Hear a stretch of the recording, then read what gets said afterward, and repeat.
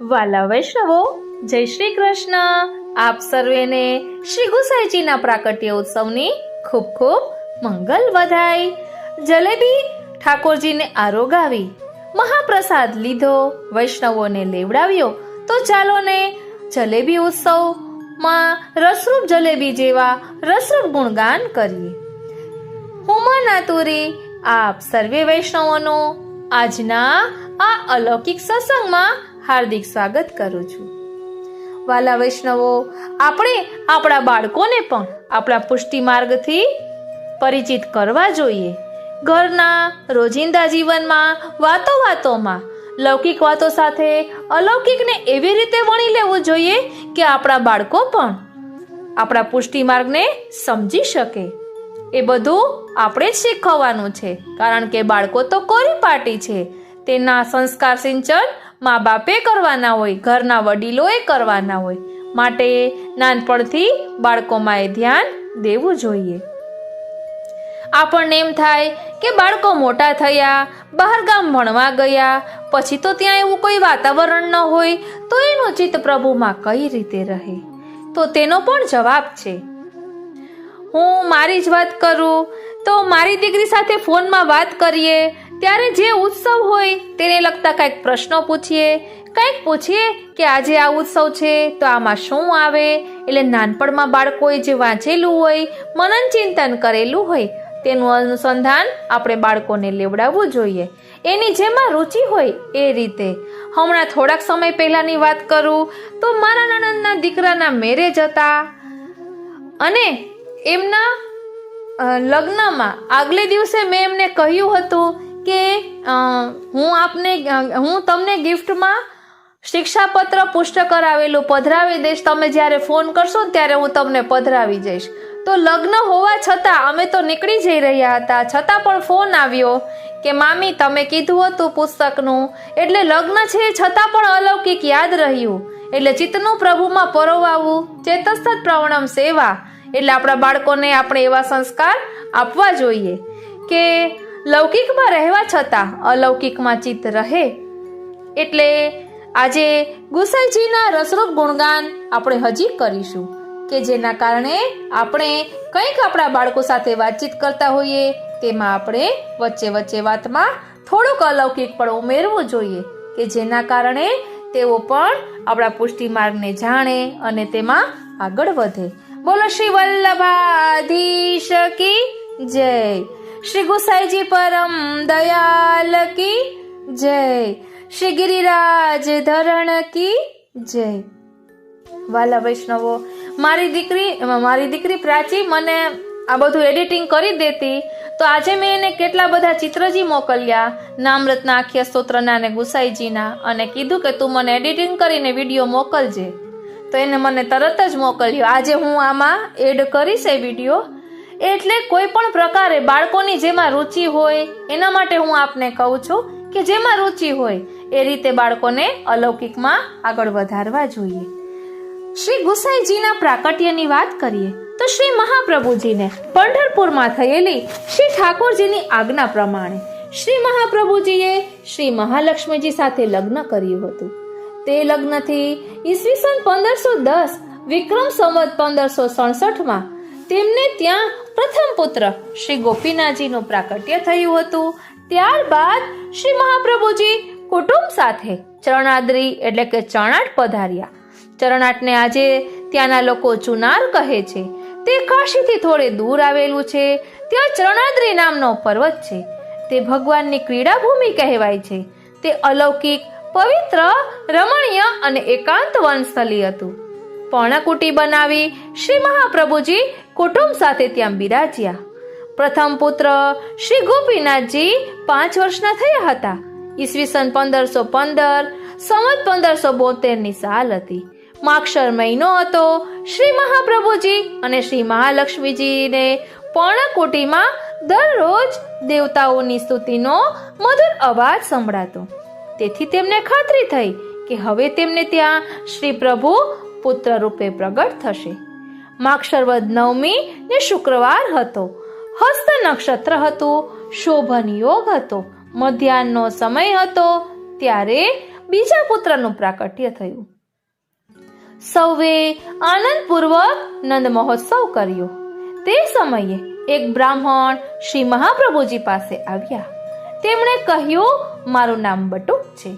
શ્રી નામ રામાનુજ મતનો હું સેવક છું. મેં ગંગા કિનારે એકાંતવાસ કરી 12 વર્ષ સુધી શ્રી વિષ્ણુ સહસ્ત્ર નામનો જપ કર્યો છે. ઓ શ્રીનાથજી, ગંગાજીમાંથી મને પ્રભુની આજ્ઞા થઈ છે કે તું ચરણાટ જા. ત્યાં હું પ્રગટ થયો છું. ત્યાં તને મારા દર્શન થશે. ઓ શ્રીનાથજી, તેથી હું આવ્યો છું. મને પ્રભુના દર્શન કરાવો. મારી પાસે શ્રી વિઠ્ઠલનાથજીનું એક સ્વરૂપ છે, તે તમે પધરાવો. શ્રી મહાપ્રભુજી ઘણા પ્રસન્ન થયા. તેમણે દામોદરદાસ હરસાનીજીને આજ્ઞા કરી કે દમલા, શ્રી ઠાકોરજી આજે પ્રભુ અને પુત્ર બંને સ્વરૂપે પધાર્યા છે. તેથી આ પુત્રનું નામ શ્રી વિઠ્ઠલનાથજી પાડું છું. વિઠ્ઠલ એટલે અજ્ઞાનીઓને જ્ઞાનરૂપી પ્રકાશ બતાવનાર આ બાળક પુષ્ટિ માર્ગનો પૂર્ણ વિકાસ કરશે. ભવિષ્યમાં તેઓ જગતમાં શ્રી ગુસાઈજીના નામે પ્રસિદ્ધ થશે. બોલો શ્રી ગુસાઈજી પરમ દયાલ કી જય. બાળપણની વાત કરીએ તો શ્રી વિઠ્ઠલેશના માતા તેમને ગોદમાં લઈ સ્વજનો સાથે ગંગા પૂજન કરવા ગયા. ઘાટના ઊંચા પગથિયે શ્રી વિઠ્ઠલેશજીને ખોળામાં લઈને બેઠા હતા. ત્યાં એકાએક ગંગાજીમાં પૂર આવ્યું. પગથિયા ચડી ગંગાજળ શ્રી વિઠ્ઠલેશજીના ચરણ કમળને સ્પર્શ્યું. જળમાંથી 16 વર્ષના સુંદરી સ્વરૂપે શ્રી ગંગાદેવી હાથમાં પુષ્પમાળા લઈ પ્રગટ થયા. શ્રી વિઠ્ઠલેશને પુષ્પમાળા ધરાવી વંદન કર્યું, ચરણ સ્પર્શ કર્યા. પછી પૂર ઓસરી ગયું. બાળ શ્રી વિઠ્ઠલેશના દર્શન કરવા બ્રાહ્મણ રૂપ લઈ જટાધારી શ્રી મહાદેવજી આવ્યા. ધ્યાન આપજો, બાળ શ્રી વિઠ્ઠલેશના દર્શન કરવા બ્રાહ્મણ રૂપ લઈ જટાધારી શ્રી મહાદેવજી આવ્યા. તેમણે ડમરું વગાડ્યું, શિંગી નાદ કર્યો અને નૃત્ય કર્યું. બાલ શ્રી વિઠ્ઠલેશને અનેક રમકડાથી ખેલાવ્યા. તેઓ 6 માસના થયા ત્યારે શ્રી મહાપ્રભુજી પરિવાર સાથે શ્રીનાથજીના દર્શન કરવા પધાર્યા. 6 માસના શ્રી વિઠ્ઠલેશને શ્રીનાથજીના દર્શન અને ચરણ સ્પર્શ કરાવ્યા. શ્રીનાથજીનો મહાપ્રસાદ ચટાડી અન્નપ્રાશન કરાવ્યું. ત્યાંથી ગોકુળ પધાર્યા. ત્યાં કર્ણવેદ નામનો કૂવો છે. શ્રી યશોદાજીએ ત્યાં શ્રી કૃષ્ણના કાન વિંધાવ્યા હતા. ત્યાં શ્રી વિઠ્ઠલેશના કાન પણ વિંધાવ્યા. તે કૂવામાંથી શ્રી બાલકૃષ્ણલાલજીનું એક સ્વરૂપ મળ્યું. શ્રી મહાપ્રભુજીએ તે સ્વરૂપ શ્રી વિઠ્ઠલેશને ખેલવા માટે આપ્યું. શ્રી વિઠ્ઠલેશ 1.25 વર્ષના થતા દોડતા અને બોલતા શીખી ગયા હતા. તેઓ શ્રી બાલકૃષ્ણલાલજીની સેવા કરતા, તેમની સાથે ખેલતા. શ્રી ઠાકોરજીની તેમને સાક્ષાત દર્શન આપતા. ભોગમાં ધરેલા ઠોરની બંને મિત્ર ભાવે ખેંચાખેંચી કરતા. એ પ્રસંગ પણ આપણે જાણીએ છીએ. શ્રી ગુસાઈજીના વિદ્યાભ્યાસની વાત કરીએ તો ઈસવીસન 1523 સંવત 1580માં શ્રી વિઠ્ઠલેશ 8 વર્ષના થયા. શ્રી મહાપ્રભુજીએ તેમને કાશીમાં જનોઈ આપી, ગાયત્રી મંત્રની દીક્ષા આપી તથા બ્રહ્મ સંબંધ કરાવ્યું. ત્યારબાદ શ્રી મહાપ્રભુજીએ પોતે તેમને 4 વેદનો અભ્યાસ કરાવ્યો અને જ્યોતિષ તથા સંજીવની વિદ્યા શીખવી. બીજા શાસ્ત્રોનો અભ્યાસ કરવા માટે શ્રી મહાપ્રભુજીએ તેમને કાશીમાં શ્રી માધવ સરસ્વતીની પાઠશાળામાં મોકલ્યા. ત્યાં સ્વામીજી શીખવી રહે. પછી બધા વિદ્યાર્થીઓ તેમનો પાઠ તૈયાર કરવા બેસતા. શ્રી વિઠ્ઠલેશ પાઠ તૈયાર કરવા ના બેસતા, રમવા જતા. કુસ્તી અને ઘોડેસવારીનો એમને ભારે શોખ હતો. એક દિવસ સ્વામીજીએ તેમને ઠપકો આપતા કહ્યું, તમે તમારો પાઠ તૈયાર કરતા નથી, આમ રમ્યા કરો છો, તે ઠીક નથી. મારે તમારા પિતાજીને ફરિયાદ કરવી પડશે. શ્રી વિઠ્ઠલેશે કહ્યું, ગુરુજી, તમને યોગ્ય લાગે તે પ્રશ્ન પૂછો.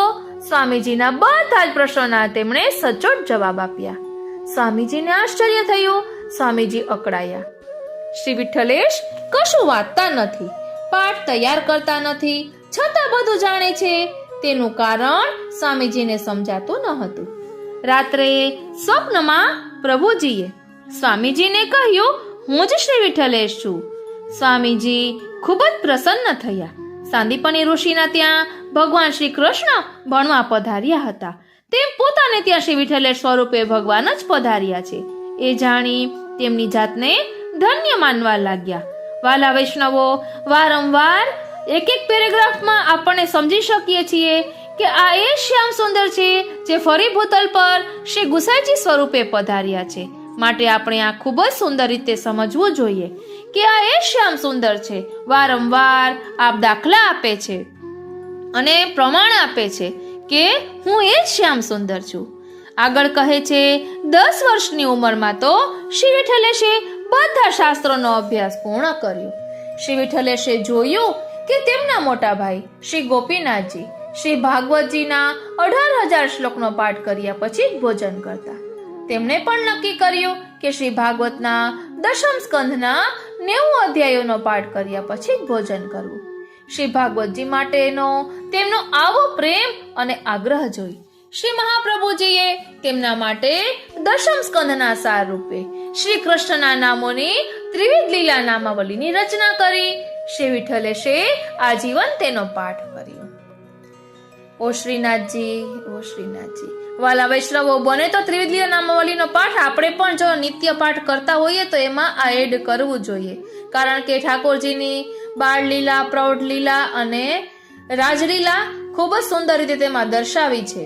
અને આ ત્રિવિધ લીલા નામાવલીનો પાઠ કરીએ અને આપણે ભાગવતજીનું મનન ચિંતન કરેલું હોય ને તો એ નામ બોલતા એ લીલાનું પણ અનુસંધાન થાય. એટલી સુંદર આ ત્રિવિધ લીલા નામાવલી છે જે આપણે અગાઉ લીધી હતી કે શ્રી ગુસાઈજી ત્રિવિધ લીલા નામાવલીનો પાઠ કર્યા પછી જ મહાપ્રસાદ લેતા.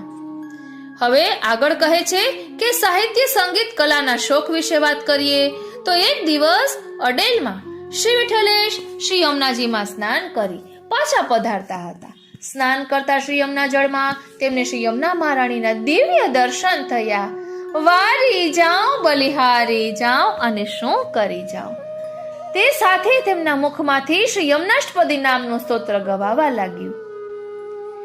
નાની ઉંમરમાં આવા સુંદર સ્તોત્રની તેમણે રચના કરી. તે જાણે શ્રી મહાપ્રભુજી પ્રસન્ન થયા. વાલા વૈષ્ણવ, આ એ જ યમુનાષ્ટપદી છે જે સ્નાન યાત્રાના દિવસે પણ બોલવામાં આવે છે. નમો દેવી યમુને, નમો દેવી યમુને, હર કૃષ્ણ મિલનાંતરાયમ. ઓ શ્રીનાથજી. પછી આગળ કહે છે કે એક વખત શ્રી વિઠ્ઠલેશ શ્રી મહાપ્રભુજી સાથે વ્રજમાં ગયા હતા.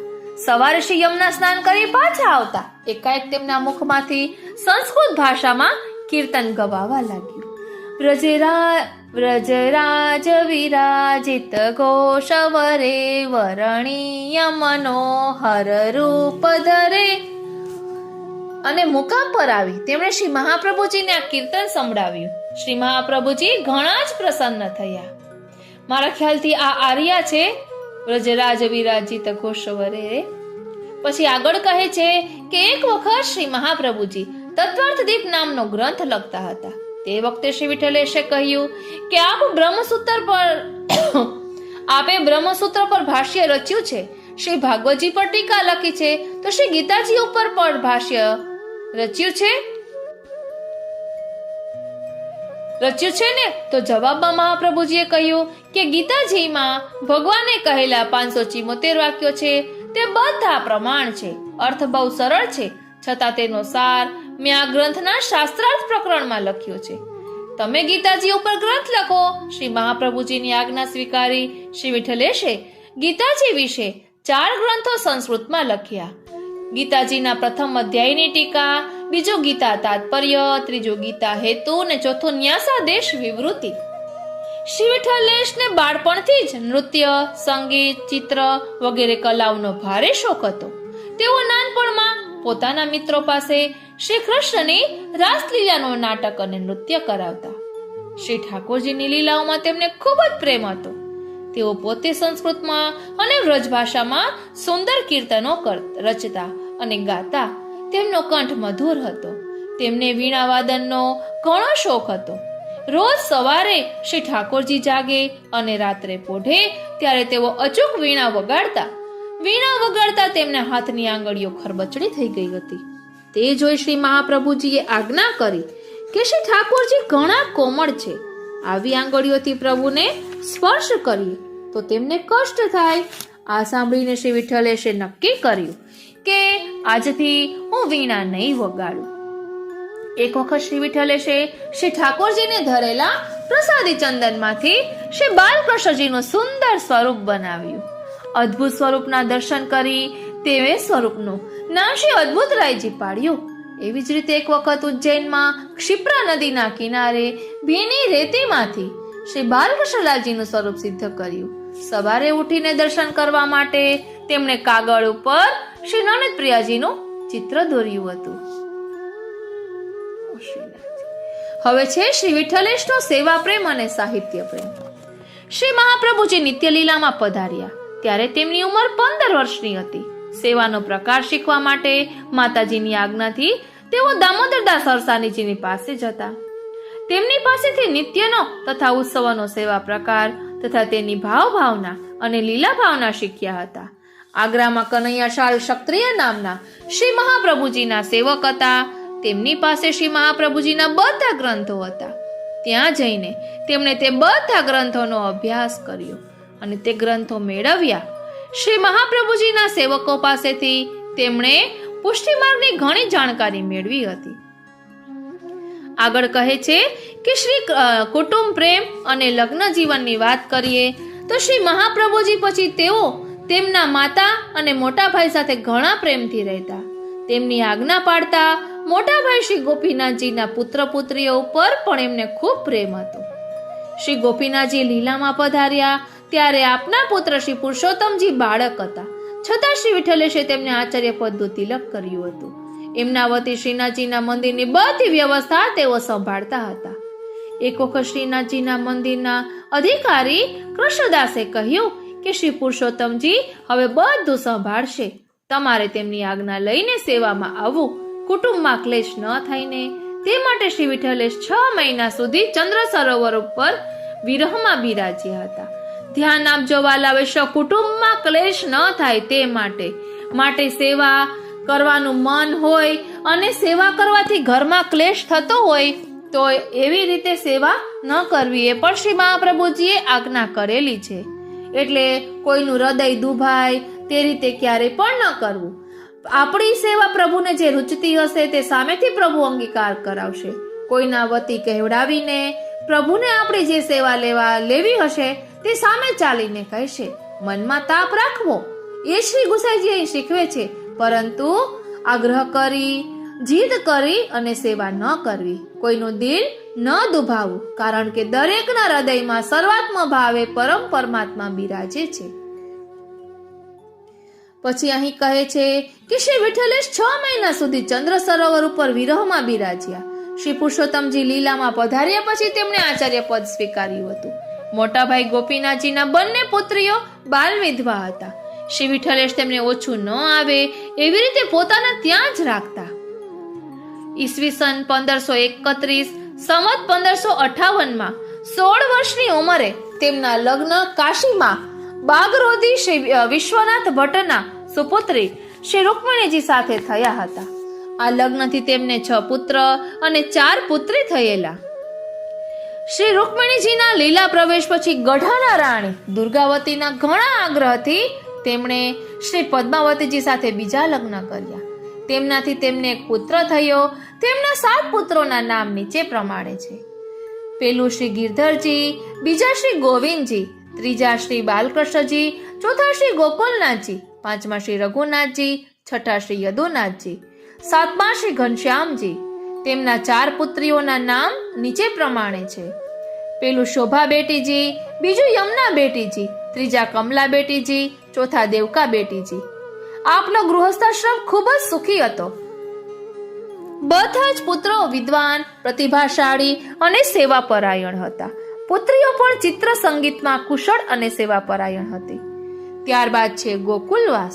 શ્રી વિઠ્ઠલેશના સમયમાં દિલ્હીમાં બાદશાહ અકબરનું રાજ્ય હતું. તેના સૈન્યએ અડેલ બાજુ ચડાઈ કરી. અડેલ અસલામત બન્યો ત્યારે શ્રી વિઠ્ઠલેશના સેવક ગઢાના રાણી દુર્ગાવતીએ શ્રી વિઠ્ઠલેશ માટે મથુરામાં મોટી હવેલી બંધાવી આપી. શ્રી વિઠ્ઠલેશ સદાને માટે અડેલ છોડી કુટુંબ સાથે મથુરામાં જઈને વસ્યા. તે સ્થાન આજે સતગરાના નામે પ્રસિદ્ધ છે. પછી શ્રી વિઠ્ઠલેશે ગોકુલવાસ કરવાનું નક્કી કર્યું. ત્યાં મોટી હવેલી બનાવી. તેમાં શ્રી નવનીત પ્રિયાજીને પધરાવી તેઓ કુટુંબ સાથે ત્યાં બિરાજ્યા. તેમણે આજીવન ગોકુલવાસ કર્યો. તેમની સાથે ઘણા વૈષ્ણવો અને વ્રજવાસીઓ પણ ગોકુલમાં વસ્યા. ગોકુળની જાહોજલાલી ઘણી વધી ગઈ.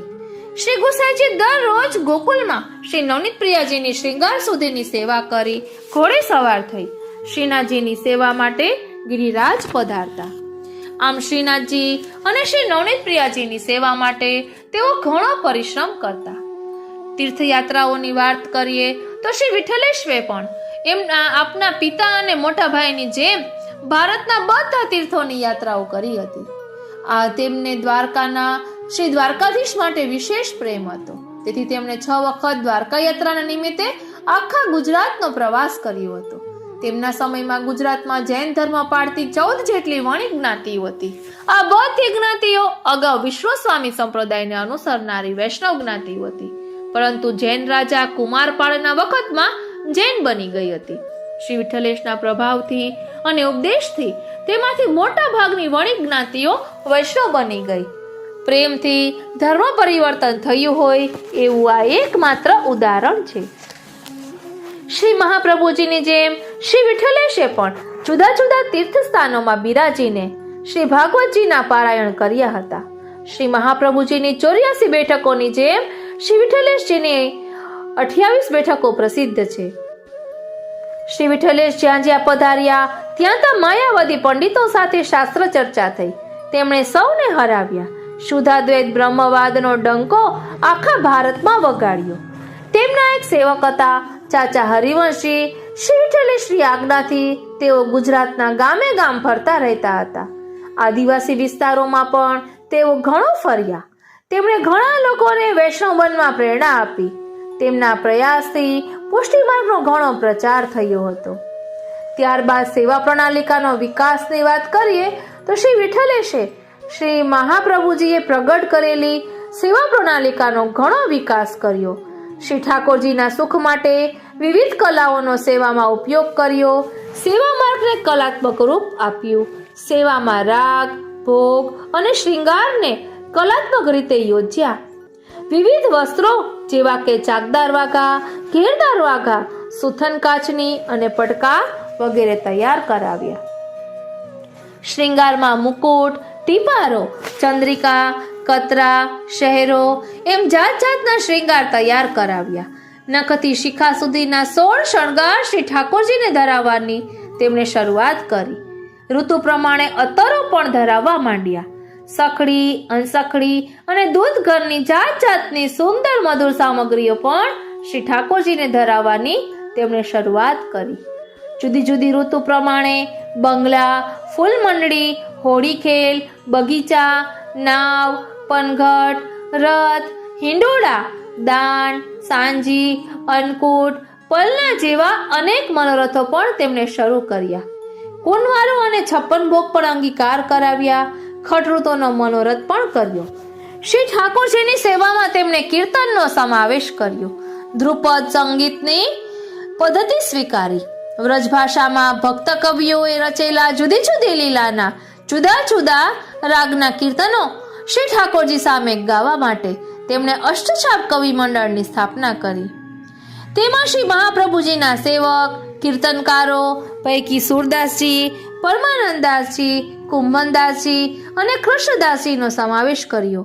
પોતાના સેવક કીર્તનકારો પૈકી ચિત સ્વામીજી, ગોવિંદ સ્વામીજી,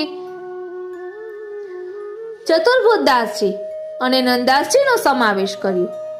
ભારતના સાંસ્કૃતિક સંગીત અને કલાઓના વિકાસમાં શ્રી વિઠ્ઠલેશનું યોગદાન બહુ મોટું છે. તેમણે પુષ્ટિ માર્ગમાં સેવા પદ્ધતિને બહુ વ્યવસ્થિત સ્વરૂપ આપ્યું. 400 વર્ષથી તે પ્રમાણે સેવા થાય છે. હવે આપના જીવનના મહત્વના પ્રસંગો પર એક નજર કરીએ તો શ્રીનાથજીના સુખ માટે આપે શ્રીનાથજીનો પુષ્કળ વૈભવ વધાર્યો. ગિરિરાજજીની તળેટીમાં ગાયો માટે મોટી મોટી ગૌશાળાઓ બંધાવી. જૂના વાવ, કુવા અને કુંડ સમરાવ્યા તથા નવા તૈયાર કરાવ્યા. ગોપાલપુરા નામનું ગામ વસાવ્યું. બાદશાહ અકબર તેમના માટે ઘણો ભક્તિભાવ રાખતા. તેમના દરબારીઓ રાજા બિરબલ અને ગવૈયા તાનસેન તેમના સેવકો હતા.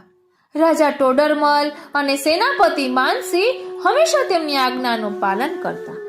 અકબરે તેમને રાજકીય પોશાક ભેટ કર્યો હતો. તે પહેરીને રાજદરબારમાં તેઓ પધારતા. ન્યાય આસને બિરાજીને અટપટા કેસોનો સુંદર ન્યાય કરતા. તેમના સંગથી બાદશાહ અકબર પણ વૈષ્ણવી બંડી પહેરતો અને તિલક કરતો. તેણે શ્રી ગુસાઈજીને ગોકુલ ગામ અને ગિરિરાજ પર્વત સાથે જતીપુરા ગામ ભેટ ધર્યું હતું. અનેક શાહી પરવાનાઓ આપ્યા હતા. વ્રજમાં ગાયો વગેરે પશુઓની કતલ કરવા મનાઈ ફરમાવી હતી. તેમના માલ સામાન પરની જકાત રદ કરી હતી. અકબરે આપને ગોસ્વામીની પદવી આપી હતી. તેનું અપભ્રંશ થયું ગુસાઈજી. તેથી તેઓ શ્રી ગુસાઈજીના નામે વિશેષ પ્રસિદ્ધ થયા. ગઢાની રાણી દુર્ગાવતી, ગુજરાતના રાજા ભીમ, જામનગરના રાજા જામ સાહેબ જેવા ઘણા રાજાઓ તેમના સેવકો હતા. તેમણે નાત જાતના ભેદને મહત્વ આપ્યા વિના શરણે આવનાર સૌને વૈષ્ણવ કર્યા હતા. આપના સેવકોમાં રાયથી માંડીને રંક, વિદ્વાનોથી લઈને મોઢ, મુસલમાન, પઠાણ, હરિજન, ભીલ, ચોર, લૂંટારા, પારધી, માછીમાર અને વેશ્યા પણ હતા. તેમના ઉપદેશથી આ સૌ સાચા વૈષ્ણવ બન્યા હતા. તેમનો એવો નિયમ હતો કે રોજ બે જીવને શરણે લીધા પછી જ ભોજન કરવું. આપે કબૂતર અને હંસ જેવા પક્ષીઓને પણ શરણે લીધા. આપના સેવકો પૈકી 252 વૈષ્ણવોની વાર્તા સુપ્રસિદ્ધ છે. આપે વ્રજભાષાના વિકાસમાં મહત્વનો ફાળો આપ્યો છે. ઘરમાં અને સેવામાં સંસ્કૃત ભાષાના બદલે વ્રજભાષાનો ઉપયોગ કરવાની તેમણે શરૂઆત કરી. સહજ પ્રીતિ, દાસ વગેરે ઉપનામોથી આપે વ્રજભાષામાં કીર્તનો પણ કર્યા છે. આપ દરરોજ ભગવદ વાર્તા પણ વ્રજભાષામાં કરતા. આપના ઘણા સેવકો ઉત્તમ કવિઓ હતા. આપે પદ રચના કરવા અને શ્રીનાથજી સન્મુખ તેમના પદો ગાવા પ્રોત્સાહન આપતા. વ્રજમાં વૃંદાવન તથા અન્ય સ્થળોએ અન્ય સંપ્રદાયોના આચાર્યો તથા ભક્ત કવિઓ વસતા હતા. તેમને પણ તેઓ પદ રચના માટે પ્રોત્સાહન આપતા. ઉત્સવ પ્રસંગે તેમને બોલાવી તેમનું સન્માન કરતા. હવે પ્રેરક પ્રસંગો પર એક દ્રષ્ટિ કરીએ તો શ્રીનાથજીની સેવાનો અધિકાર શ્રી ગોપીનાથજીના પુત્ર શ્રી પુરુષોત્તમજીનો છે અને શ્રી વિઠ્ઠલેશજીનો નથી એમ માની કૃષ્ણદાસ અધિકારીએ શ્રી વિઠ્ઠલેશજીને શ્રીનાથજીની સેવામાં જતા રોક્યા. ત્યારે તેમણે કોઈ વિરોધ ન કર્યો. ચંદ્ર સરોવર ઉપર જઈ અન્નનો ત્યાગ કરી 6 માસ સુધી શ્રીનાથજીના વિરહમાં બિરાજ્યા. તે દિવસો દરમિયાન તેમણે સંસ્કૃતમાં શ્રીનાથજી બાબાને દર્શન આપવા વિનંતી કરતા સુંદર વિજ્ઞપ્તિ સ્તોત્રો રચ્યા હતા. જ્યારે બિરબલને આ વાતની ખબર પડી ત્યારે તેણે કૃષ્ણદાસને કેદ કરાવ્યા. તે જાણીને શ્રી વિઠ્ઠલેશે કહ્યું કે શ્રી મહાપ્રભુજીના સેવકને કેદ ન હોય. જ્યાં સુધી તે કેદમાંથી છૂટશે નહીં ત્યાં સુધી હું જલપાન પણ નહીં કરું. તેમણે અપકારનો બદલો ઉપકારથી વાળ્યો. કૃષ્ણદાસને ફરીથી શ્રીનાથજીના મંદિરનો અધિકાર સોંપ્યો. એક વખત શ્રી વિઠ્ઠલેશ ગોકુળથી ગિરિરાજજી જતા હતા. રસ્તામાં એક મુસલમાન બાઈને બેભાન પડેલી જોઈ તેમણે ઘોડો રોક્યો. સાથે આવેલા સેવકને આજ્ઞા કરી, જળ લાવીને તેને પાવ. જળ મળ્યું નહીં ત્યારે પોતાના માટે સોનાના જારીજીમાં પ્રસાદી યમના જળ હતું તે પાવા કહ્યું. સેવકે કહ્યું કે જારી અપવિત્ર થશે, પછી કામમાં આવશે નહીં. જારીજી સોનાના હોવાથી કિંમતી છે. ત્યારે આપે કહ્યું કે બીજા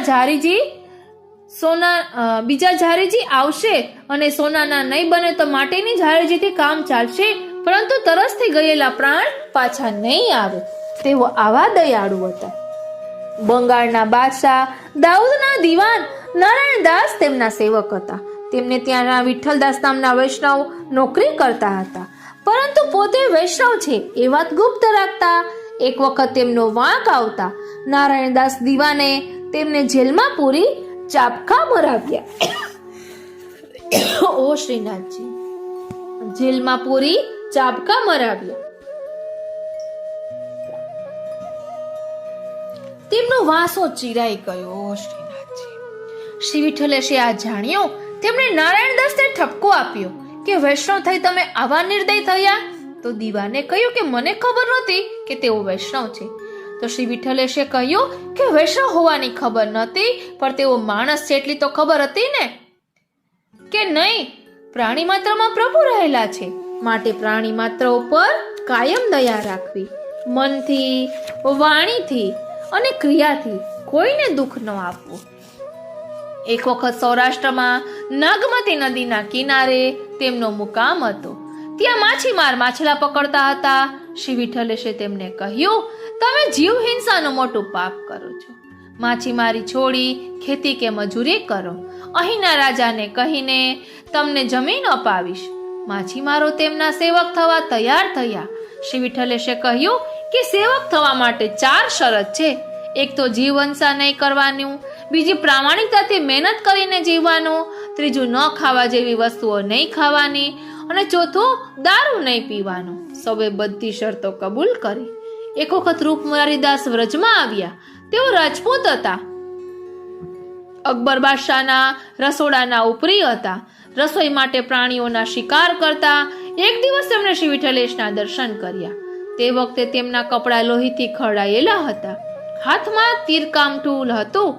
તેમને પોતાના પાપી જીવનનો ઘણો પસ્તાવો થયો. તેમણે કહ્યું, મહારાજ, હું મહા અપરાધી છું. પેટ ખાતર મેં સેંકડો જીવની હિંસા કરી છે. મારો ઉદ્ધાર કરો. શ્રી વિઠ્ઠલેશે કહ્યું, સાચો પસ્તાવો કરનારના બધા અપરાધ પ્રભુ ક્ષમા કરે છે. સાચા દિલથી પ્રભુનું શરણ સ્વીકારો. આજ પછી કદાપી જીવ હિંસા કરશો નહીં. શ્રી વિઠ્ઠલેશે તેમને સેવક કર્યા. એક વખત શ્રી વિઠ્ઠલેશજી ખંભાત પધાર્યા. ત્યાં આગેવાન વૈષ્ણવ સહજપાલ દોશીએ પૂછ્યું, મહારાજ, વેપારમાં જૂઠું બોલવું પાપ ગણાય? એમ પ્રશ્ન કર્યો. તો શ્રી વિઠ્ઠલેશે કહ્યું કે હા, જૂઠથી મોટું પાપ બીજું કોઈ નથી. વૈષ્ણવે કદાપી જૂઠું ન બોલવું, સાચું બોલીને જ વેપાર કરવો. વાલા વૈષ્ણવો, એક વાત કહીશ. આ જૂઠું બોલવાની વાત આવી એટલે મારા પપ્પાની વાત યાદ આવી. એ ટીવી, ટેપ, રેડિયો એ બધું રિપેરિંગ કરતા. એને ટીવી બનાવતા પણ આવડે. તો કંઈ પણ ટીવી રિપેરિંગ માટે આવ્યું હોય ને તો એમ કહે કે આ જેટલો સામાન છે ને એના આટલા રૂપિયા થયા, અને મેં આ કામ કર્યું એની મજૂરી એટલે કામના પૈસા આટલા થયા, એટલે તમારે આટલા આપવાના. એમ ચોખવટ કરીને કહેતા કે આ ટીવી માટે જે બગડી ગયું છે એ વસ્તુઓ લીધી તેના આટલા પૈસા થયા, અને મારી મહેનત લાગી એમાં એના આટલા રૂપિયા. એવી રીતે કહેતા. અને ઘણા લાઇટ બિલનું કરતા હોય મીટરમાં. આ તો સત્યની વાત આવી એટલે કહું છું કે ઘણા પટ્ટી ભરાવતા ને એવું પેલા આપણે ઘણી જગ્યાએ જોઈએ છીએ. તો મારા પપ્પા એમ જ કહેતા કે એટલે એમ જ કહે કે આપણે નીતિથી જ હાલવાનું. નીતિથી હાલીએ તો પ્રભુ આપણી સાથે જ રહે, કારણ કે આપણે સત્યને પકડી રાખીએ. નીતિથી હાલીએ તો પ્રભુ પ્રસન્નતામાં બિરાજે. માટે ક્યારેય ખોટું કરવું નહીં. એટલે નાનપણથી અમને આવી રીતે એ કહેતા. અત્યારે પણ કાંઈ પણ કહીએ તો બસ એ જ રીતે વાત કરે કે કોઈ વસ્તુમાં કે વ્યક્તિમાં મોહ નહીં, એ બધાથી અલિપ્ત જીવન, એવું જળકમરવત જીવન જેને કહેવાય તેવું જીવન જીવે. હવે એક વખત હવે વાત કરીએ શ્રી ગુસાઈજીની. આ સત્યની વાત આવી એટલે કીધું કે જૂઠું ન બોલવું એમ. ઓ શ્રીનાથજી, હે પપ્પા, એક વખત તેઓ દિલ્હી પધાર્યા હતા. એટલે શ્રી ગુસાઈજીની વાત કરે છે કે એક વખત તેઓ દિલ્હી પધાર્યા હતા. ત્યાં રાત્રે તેમના મુકામ ઉપર એક ચોર ચોરી કરવા આવ્યો. તેણે કિંમતી વસ્તુઓનું મોટું પોટલું બાંધ્યું, પણ તેનાથી તે ઉંચકાયું નહીં. શ્રી વિઠ્ઠલેશ જાગતા હતા. તેમણે જાતે ચોરને પોટલું ઉંચકવામાં મદદ કરતા કહ્યું કે ચોરી કરવી એ પાપ છે હો. ચોરે કહ્યું કે હું બીજો કોઈ ધંધો જાણતો નથી, કુટુંબ માટે મારે આ પાપ કરવું પડે છે. શ્રી વિઠ્ઠલેશે કહ્યું કે ચોરો કરીને જૂઠું બોલીશ નહીં. ચોરે સાચું બોલવાની પ્રતિજ્ઞા લીધી. તે થોડા સમયમાં ઈમાનદારીથી રાજ્યનો દીવાન બન્યો.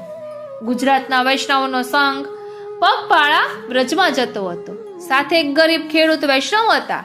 રસ્તામાં મજૂરી કરી જીવતા હતા. શ્રી ગુસાઈજીને ભેટ ધરવા તેની પાસે કંઈ જ ન હતું. તેમણે વાડ પાસે ઉગેલા શંખાવલીના ફૂલોની માળા બનાવી. આ માળા ગોકુળ પહોંચે ત્યાં સુધી તો કરમાઈ જાય, તેથી તેમને ઘણું દુઃખ થયું. શ્રી વિઠ્ઠલેશ તો અંતર્યામી છે. તેઓ ઘોડે સવાર થઈ સામે પધાર્યા. તેમની માળા અંગીકાર કરી. તેમણે વૈષ્ણવોને ઉપદેશ આપ્યો કે ભગવાન ધનના ભૂખ્યા નથી, ભાવના ભૂખ્યા છે. જે ભાવથી ભગવાનને નાનકડું ફૂલ પણ ભેટ કરે છે ને તેની ભેટ ભગવાન અવશ્ય સ્વીકારે છે. શ્રી વિઠ્ઠલેશને મન ગરીબ અને તવંગર સૌ વૈષ્ણવ સમાન હતા. આવો એક બીજો સંઘ વ્રજમાં જતો હતો. તેમાં એક ગરીબ વૈષ્ણવ હતા. તેમની પાસે એકમાત્ર દાતરડું હતું. તેનાથી ઘાસ કાપી તે વેચીને પેટ ભરતા. તે ગોકુળ આવ્યા શ્રી વિઠ્ઠલેશને ભેટ કરવા. તેની પાસે એક પૈસો પણ ન હતો. તેમણે દાતરડું વેચ્યું. તેના 2 પૈસા ઉપજ્યા.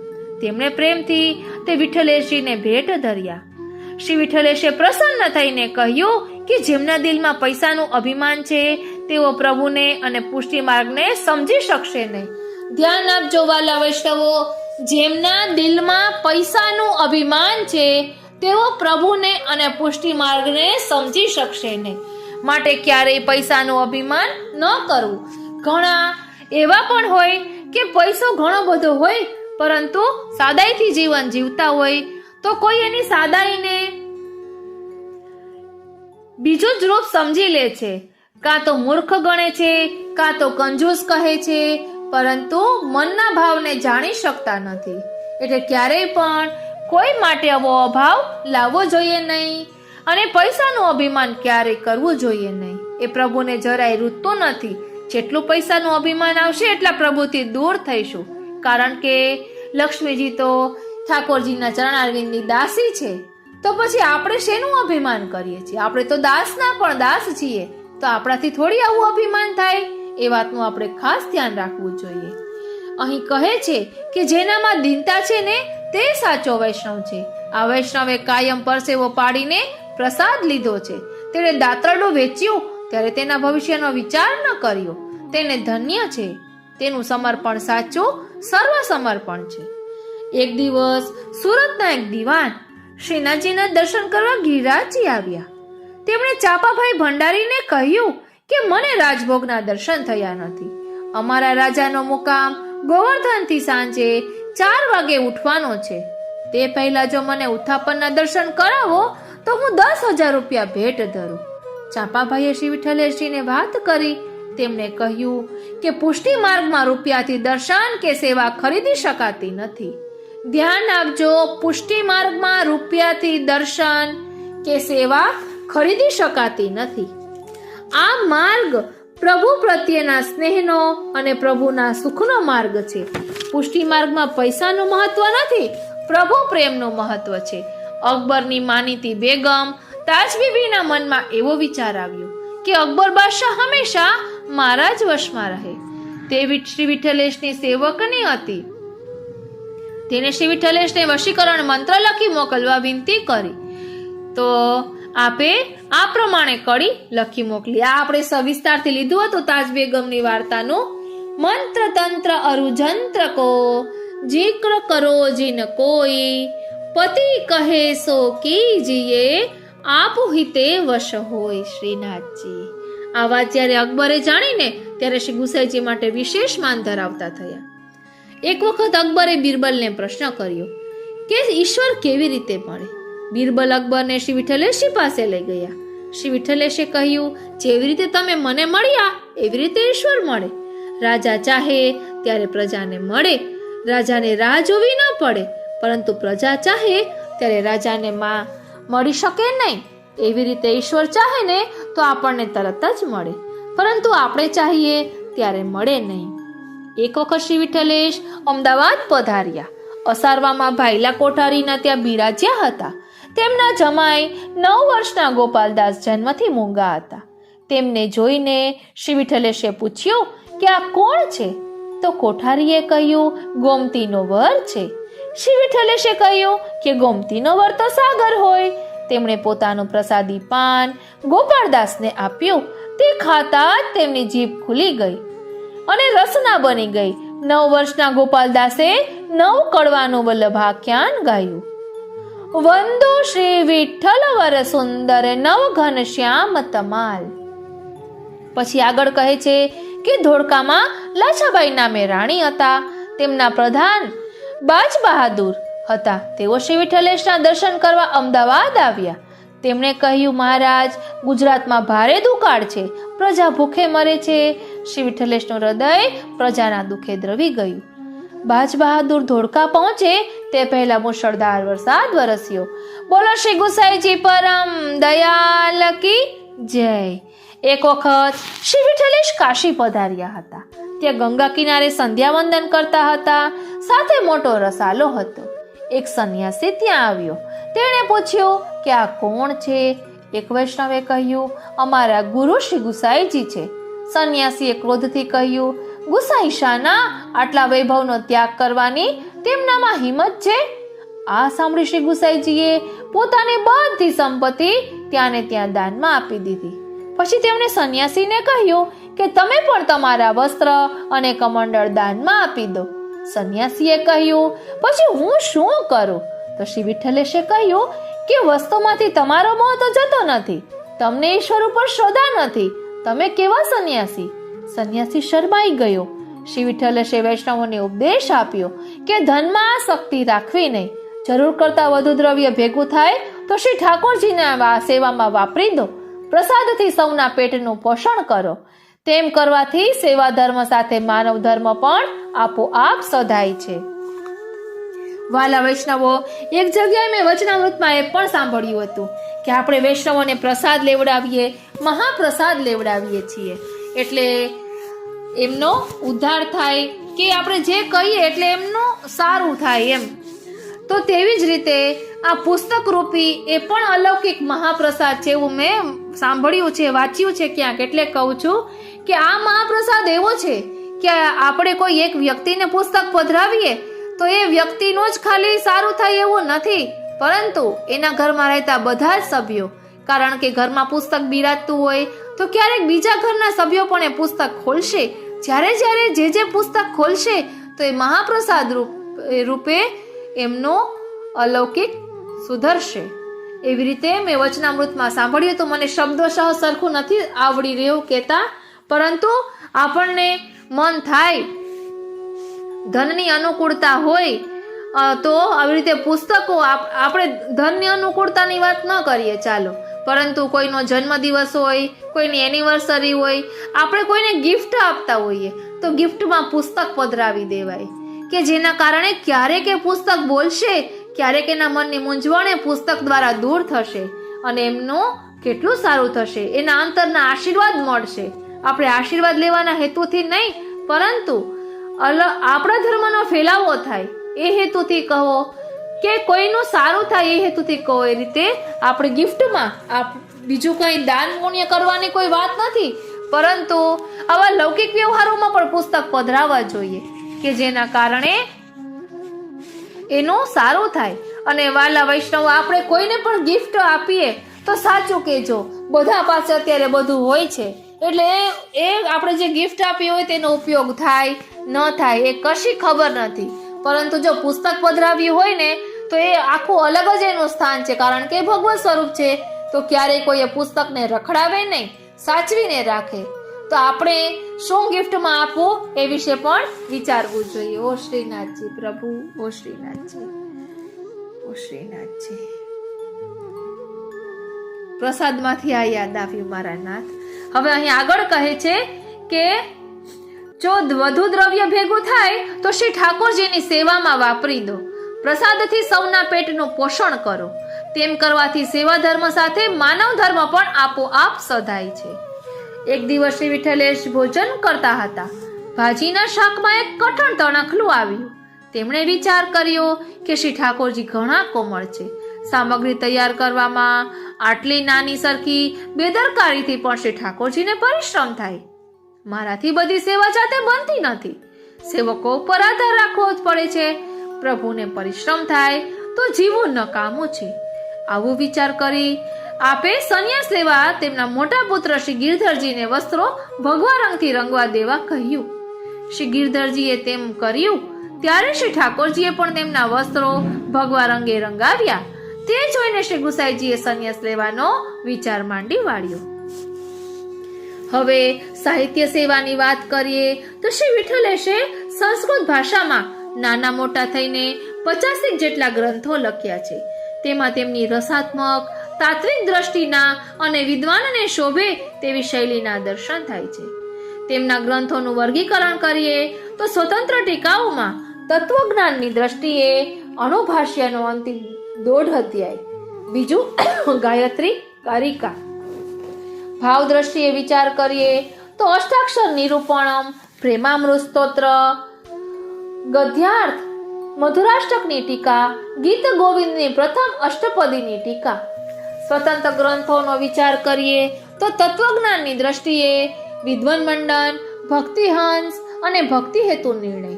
અને ભાવ દ્રષ્ટિએ વાત કરીએ તો શૃંગાર રસ મંડન, સ્વપ્ન દર્શન, ગુપ્ત રસ. સિદ્ધાંત દ્રષ્ટિએ વાત કરીએ તો જન્માષ્ટમી નિર્ણય, રામનવમી નિર્ણય, પ્રકરણ પત્રો. મધુર સ્તોત્રોની વાત કરીએ તો શ્રી ગોકુલાષ્ટક, શ્રી સ્વામિની અષ્ટક, સ્વામિની સ્તોત્ર, પૂજક પ્રયાતાષ્ટકમ, લલિત ત્રિભંગી સ્તોત્ર, પ્રબોધ, શ્રી યમુના અષ્ટપદી, રક્ષા સ્મરણ, પ્રેંક પર્યંક શયનમ, મંગલમ મંગલમ, ભાવે રંકુરિતમ, આર્યાઓ, વિજ્ઞપ્તિઓ. શ્રી મહાપ્રભુજી વિષયક સ્તોત્રોની વાત કરીએ તો સૌંદર્ય પદ્ય, શ્રી સર્વોત્તમ સ્તોત્ર, શ્રી વલ્લભાષ્ટક, સ્ફુરદ કૃષ્ણ પ્રેમામૃત સ્તોત્ર એટલે કે સપ્તશ્લોકી. ષોડશ ગ્રંથ પરની ટીકાઓની વાત કરીએ તો શ્રી યમુનાષ્ટક વિવૃતિ, સિદ્ધાંત મુક્તાવલી વિવૃતિ, સિદ્ધાંત રહસ્ય વિવૃતિ, નવરત્ન પ્રકાશ. શ્રી ભાગવતજી વિષયક ટીકા ગ્રંથોનો વિચાર કરીએ તો ભાગવતાર્થ નિબંધ પ્રકાશ, સ્કંધ 3 થી 5 સુધી. શ્રી ટિપ્પણીજી, શ્રી વૃત્રાસુર ચતુશ્લોકી પરની ટીકા. શ્રી ગીતાજી વિષયક ગ્રંથોની વાત કરીએ તો ગીતા તાત્પર્ય, ગીતા હેતુ, ગીતાજીના પ્રથમ અધ્યાયની ટીકા અને ન્યાસાદેશ વિવૃતિ.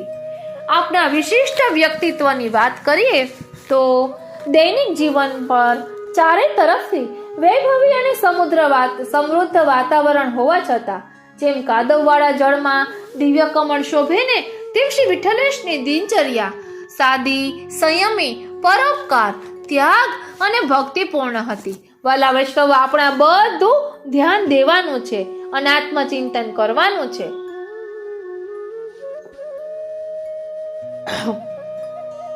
ફરી એકવાર, ચારે તરફથી વૈભવી અને સમૃદ્ધ વાતાવરણ હોવા છતાં જેમ કાદવવાળા જળમાં દિવ્ય કમળ શોભે તેમ શ્રી વિઠ્ઠલેશજીની દિનચર્યા સાદી, સંયમી, પરોપકાર, ત્યાગ અને ભક્તિપૂર્ણ હતી. તેઓ દરરોજ પાછલી રાત્રે જાગી નિત્યના વૈદિક કર્મ ઝડપથી કરી શ્રી ઠાકોરજીની સેવામાં પધારતા.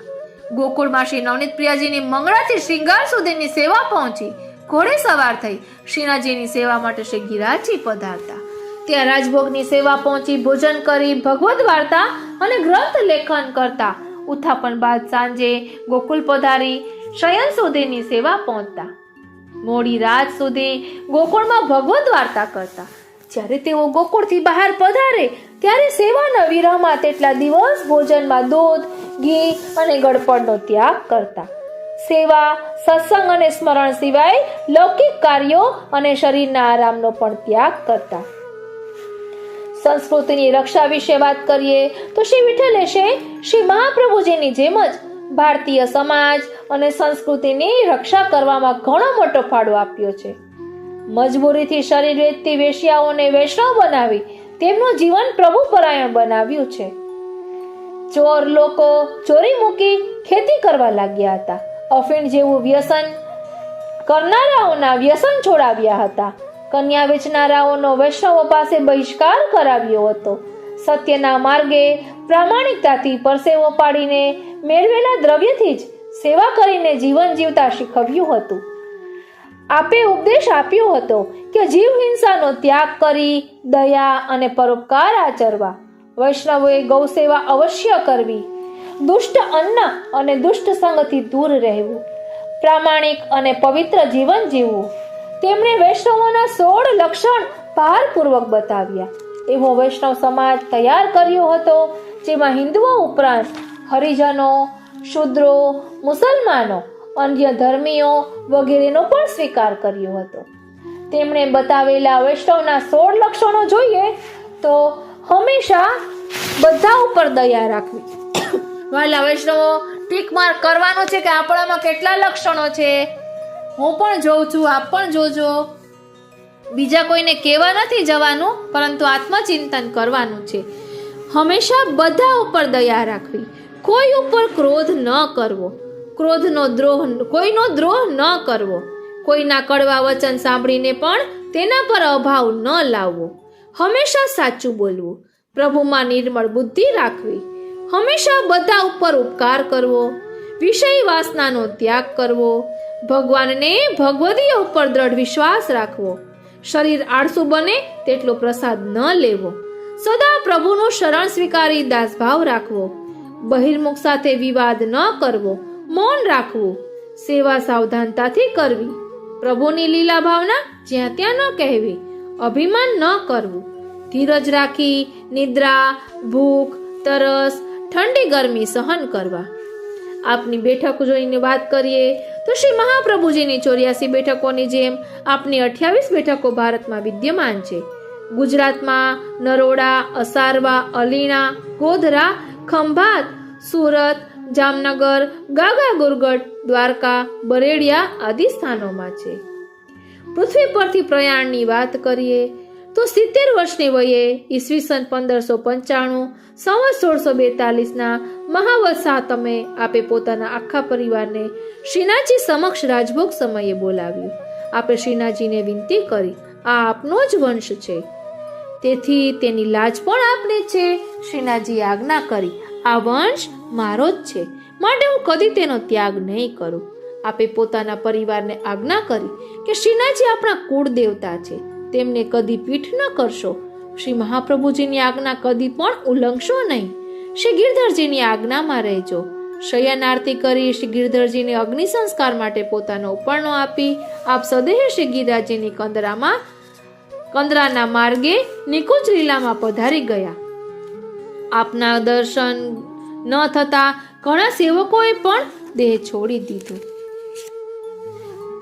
હજી વધુ આપણને શ્રી ગુસાઈજી વિશે જાણવાનું મન થાય તો અહીં કહ્યું છે કે શ્રી વિઠ્ઠલેશ ચરિત્ર શ્રી દ્વારકાદાસ પરીખે લચેલું છે તેનું વાંચન કરવું. આનંદનો આવિષ્કાર ભાગ 2 શ્રી રમેશભાઈ પરીખે લખેલું છે તેનું વાંચન કરવું. કાંકરોલિકા ઇતિહાસ કંઠમણી શાસ્ત્રીજીએ લખેલું છે તેનું વાંચન કરવું. અને શ્રી ગુસાઈજી વિષયક નવલકથા જશવંતભાઈ મહેતાએ લખી છે તેનું વાંચન કરવું. અને વિશેષ પ્રવૃત્તિ વિશે અહીં કહ્યું છે કે શ્રી ગુસાઈજીના ગ્રંથો વાંચો, શ્રી ગુસાઈજીના 108 નામ વાળા શ્રી નામરત્નાખી સૂત્રનો નિત્ય પાઠ કરો, શ્રી ગુસાઈજીના બેઠકજીઓ સન્મુખ થાવ, શ્રી ગોપીનાથજીની સાધન દીપિકા વાંચો, શ્રી બ્રજેશકુમાર મહારાષ્ટ્રી અને બીજી શ્રી ભાગવત પ્રસાદ પન્નાલાલ પંડ્યા સંપાદિત પુસ્તકો વાંચો. એટલે કે ગમે તેમ કરીને પુસ્તકોનું વાંચન, મનન, ચિંતન કરો કે જેના કારણે આપણે સુંદર રીતે સમજી શકીએ. આ રીતે શ્રી ગુસાઈજીના ચરિત્રને આપણે ગાગરમાં સાગર રૂપે સમજ્યા. હવે અગાઉ મેં કરેલું મારી પાસે જે હશે તે હું આગળ એડ કરીશ, કારણ કે અહીં વાત આવી યમનાષ્ટપદીની. એ મેં કર્યું છે કે નહીં હમણાં એ યાદ નથી. ટૂંકમાં જે નહીં કર્યું હોય હમણાં ગુસાઈજીના ઉત્સવ પર અને અગાઉ કરેલું હશે તે પાછળ એડ કરીશ, કેમ કે મારે પણ જોવું જોશે. મને પણ અત્યારે યાદ નથી કે શું શું કર્યું છે, એ પ્રમાણે આગળ એડ કરીશ.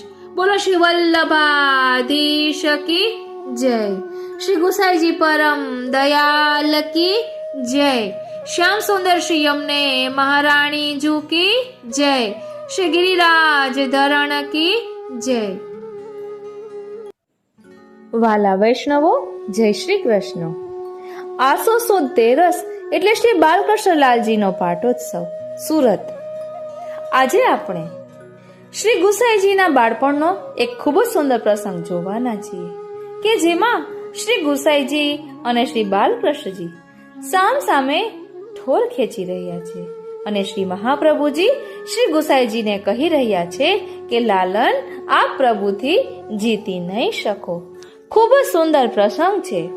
તો ચાલો આપણે શ્રી બાલકૃષ્ણ પ્રભુની ભાવના જોઈએ અને આ પ્રસંગનું ભાવ દર્શન કરીએ. શ્રી કૃષ્ણ સ્વરૂપે ગોકુળમાં પ્રગટ થઈ બાળ લીલા કરી વ્રજ ભક્તોને આનંદ આપ્યો તે શ્રી બાલકૃષ્ણલાલજી. પ્રભુએ આ સ્વરૂપે 3 લીલા કરી છે: પૂતનાવધ, શકટભંજન લીલા અને તૃણાવર્ત વધ. શ્રી કૃષ્ણ જ્યારે 6 દિવસના હતા ત્યારે કંસે મોકલેલી રાક્ષસી પૂતનાના પ્રાણ ચૂસી લઈ ગોકુળના સર્વ બાળકોનું રક્ષણ કર્યું હતું. 3 મહિનાના થયા ત્યારે ગાડા રૂપે આવેલા શકટાસુરને મારી શકટભંજન લીલા કરી. થોડા મોટા થયા પછી તૃણાવર્ત નામનો રાક્ષસ પટોળા રૂપે આવ્યો ત્યારે ભગવાને તેના ગળે લટકી તેને પછાડ્યો અને તેના પ્રાણ હરી લીધા. આમ આવા રાક્ષસોથી બ્રજવાસીઓનું રક્ષણ કર્યું. આ સ્વરૂપ અત્યંત નાનકડું છે. મુખારવિંદ તથા શ્રીહસ્ત અને ચરણારવિંદના પંજા ગૌર છે તથા શ્રીઅંગ શ્યામ છે. જમણા શ્રીહસ્તમાં માખણ છે. ડાબો શ્રીહસ્ત જમીન પર ટેકવેલો છે. જમણો ચરણ ઘૂંટણમાંથી ઊંચો છે. ડાબુ ચરણ પાછળ વળેલો છે. નેત્રોમાં અંજન છે અને શ્રી નવનીત પ્રિયાજીના સ્વરૂપ સાથે આ સ્વરૂપનું ઘણું સામ્ય છે. શ્રી બાલકૃષ્ણલાલજીનું પદ નંદ આંગન ક્રીડત સુખરૂપ દ્વિભુજ ગૌર માખન કરલીને ગુટુરુન ચલત અનુપ વ્રજ યુવતીન પ્રતિબંધ નેક નહીં સબ દેખત ઉર ભાવે દ્વારકેશ પ્રભુ લે ગોપી તન કે તાપ શમાવે. હવે આ પ્રસંગનું ભાવ દર્શન કરીએ. સૌપ્રથમ જોઈએ કે આ શ્રી બાલકૃષ્ણ પ્રભુ ખૂબ જ આનંદથી ખિલખિલાટ કરતા શ્રી નંદરાજીના આંગણામાં ખેલી રહ્યા છે.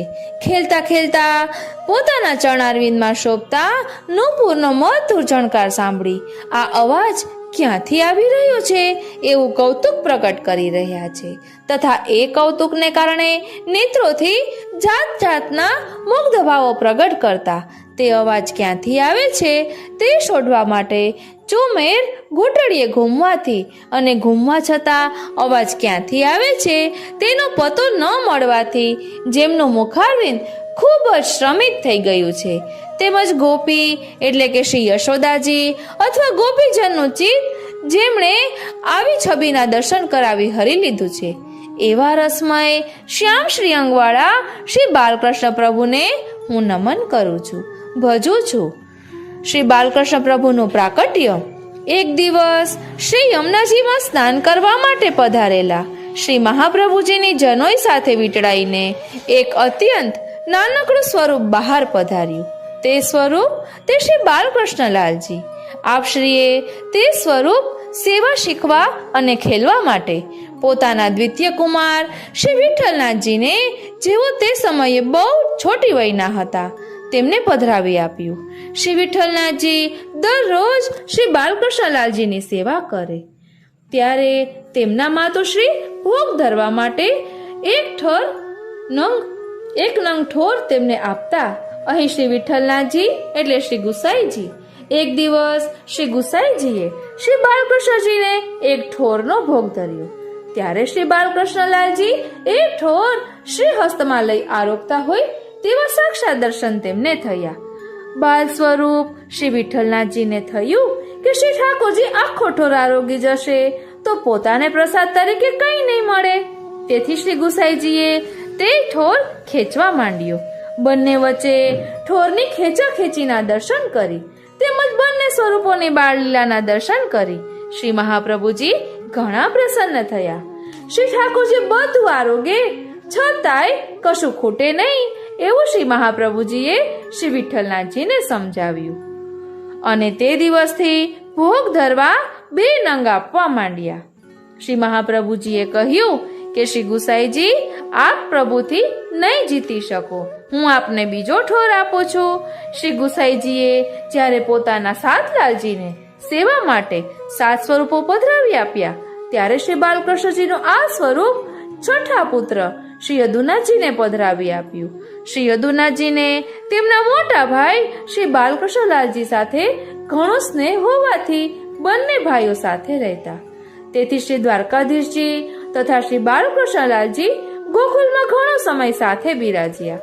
ત્યારબાદ પૂજ્યપાદ ગોસ્વામી 108 શ્રી વ્રજરાયજી મહારાજે શ્રી બાલકૃષ્ણલાલજીને સુરત પધરાવ્યા. આજે પણ સુરતમાં મોટા મંદિરમાં શ્રી બાલકૃષ્ણલાલજી બિરાજે છે. આ રીતે આવો ખૂબ જ સુંદર પ્રસંગ છે અને આજના દિવસે રાસ પંચાધ્યાયના 3જા અધ્યાયનો મુકુટનો શ્રૃંગાર શ્રી ઠાકોરજીને ધરાવાય છે. આ રીતે શ્રી ગુસાઈજી અને શ્રી બાલકૃષ્ણજીની બાળલીલાનો ખૂબ જ સુંદર પ્રસંગ આપણે માણ્યો.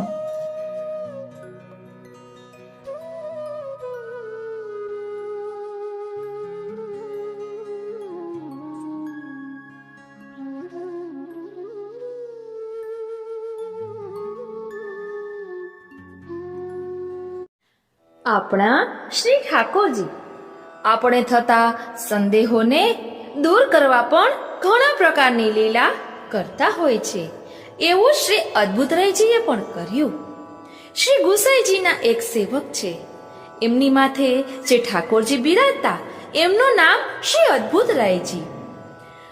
એ વૈષ્ણવમાં મનમાં રહેલી શંકાને અદ્ભુતરાયજી કઈ રીતે દૂર કરે છે એનું અનુસંધાન આજે આપણે કરવાના છીએ.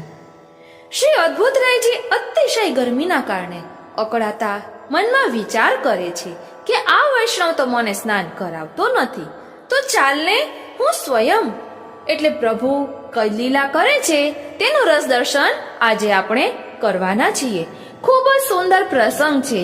આ પ્રસંગ 252 વૈષ્ણવની વાર્તામાં આવતો નથી, પરંતુ કાકા વલ્લભજીના વચનામૃતમાં આવે છે અને મેં આ પ્રસંગ કાલિંદી બેટીજીના વચનામૃતમાં સાંભળ્યો હતો. તો ચાલો આજનો આ અલૌકિક સત્સંગ માણીએ. વાલા વૈષ્ણવો, જય શ્રી કૃષ્ણ. હું મન આતુરી આપ સર્વે વૈષ્ણવોનું આજના આ અલૌકિક સત્સંગમાં હાર્દિક સ્વાગત કરું છું. કાકા વલ્લભજીના વચનામૃત. એક વખત શ્રી ગુસાઈજી આપ યમુના તટ પર બિરાજ્યા હતા અને આપ યમુનાજીનું મહાત્મ્ય કહી રહ્યા હતા. એક વૈષ્ણવ ત્યાં મનોરથ કરીને આવ્યો હતો. તેને ઠાકોરજી પધરાવવા હતા. શ્રી ગુસાઈજી વાલુકાથી કંઈક કરી રહ્યા હતા. ત્યાં વૈષ્ણવે વિનંતી કરી, મને ઠાકોરજી પધરાવી આપો. વાલુકાથી રમતા હતા એમાં એક લાલન સિદ્ધ થઈ ગયા હતા. તે વૈષ્ણવની માથે પધરાવી આપ્યા. નિત્ય બધી સેવા કરે આ વૈષ્ણવ, પરંતુ શ્રી ઠાકોરજીને ક્યારેય પણ સ્નાન ન કરાવે, કારણ કે વાલુકાના છે માટે ઓગળી જાય એવો એને મનમાં સંદેહ હતો.